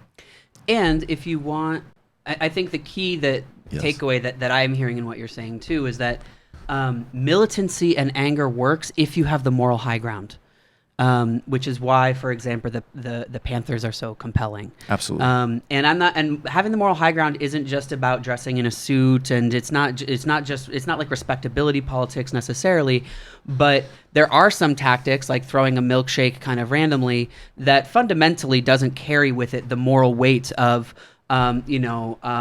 indigenous people occupying their sacred site, so it's not destroyed. And can even, I'm sorry, just one other really quick example. Several years ago, Rupert Murdoch was engulfed in a massive scandal in the United Kingdom. The first time, and maybe the only time in this man's political career that there was actual, somewhat political pressure on him.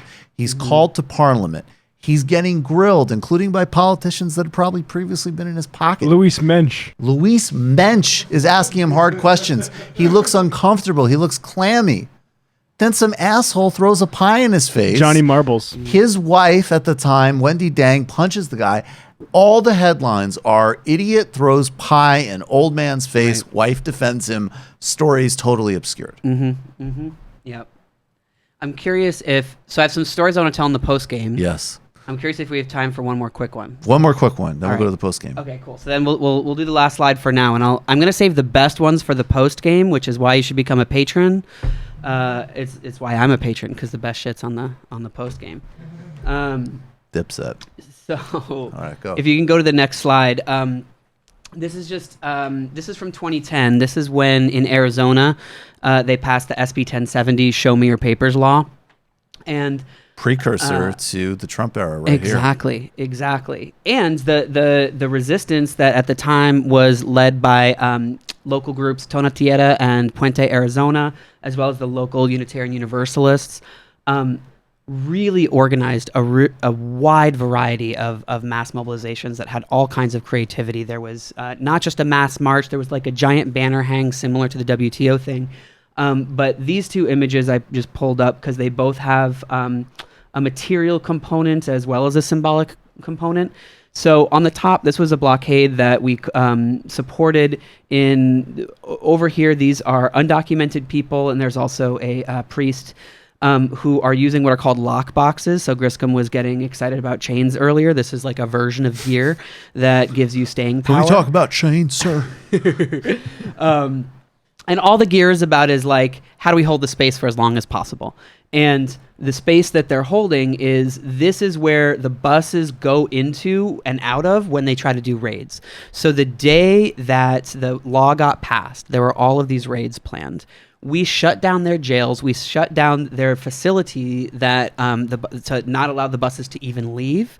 And in that action, when we were arrested, Arpaio was later I'll tell you Arpaio stories of how much of a creep he is, but he did our work for us in the media. He went out and said he didn't even say activists. He said these community members stopped us from doing these raids. There were thousands of people that we were going to deport that we couldn't deport because of what they did. And we were like, thank you. That's like exactly the story that we were going for. Right. But just wanted to give one example of a material consequence, and that was prefigured and then followed by all over the country at ICE headquarters and various kinds of jail facilities. People are doing blockades right now. This is a long tradition in San Francisco where people are blockading and preventing buses from leaving to go do raids and bring people in for deportation. The image underneath was a component of the campaign where local businesses would put up these stickers that said Arizona Human Rights Zone in their window. And what that signified was if the police come and try to basically the police would raid places. And they said, if the police come, we're going to not let them in, invoke our rights as private property holders.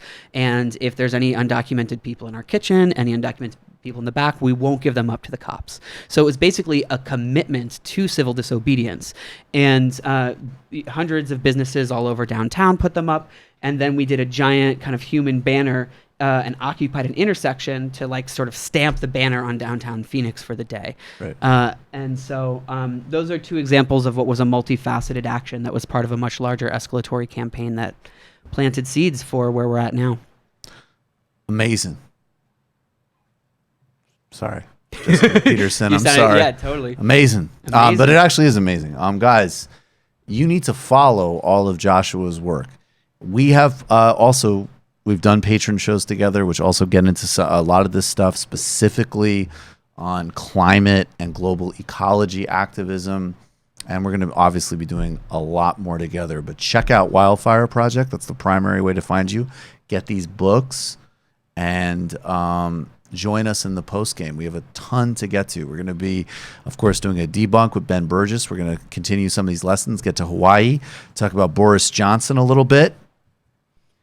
Got a bunch to get to. Can I do a quick wildfire pitch? Please. So if you go to wildfireproject.org, we're actually in a donor drive right now. And just like you can become a patron of the Michael Brooks Show, you can become a sustainer of the Wildfire Project. And what we do is we accompany frontline movement organizations over long periods of time to support training and development and transformation. And we're trying to reach a $20,000 goal this month to support a couple different organizations that we can maybe even talk more about in the post game. They're doing really incredible work on the cutting edge of a bunch of different movement sectors, from economic justice to immigrant rights to climate justice. To Black liberation and ecological justice. So please come and support us. Anything that you can toss our way, we'd be grateful for. Awesome. Do it. Patreon.com/TMBS as well, of course. I want to thank everybody. I appreciate all of you so much. We'll see you in the post game.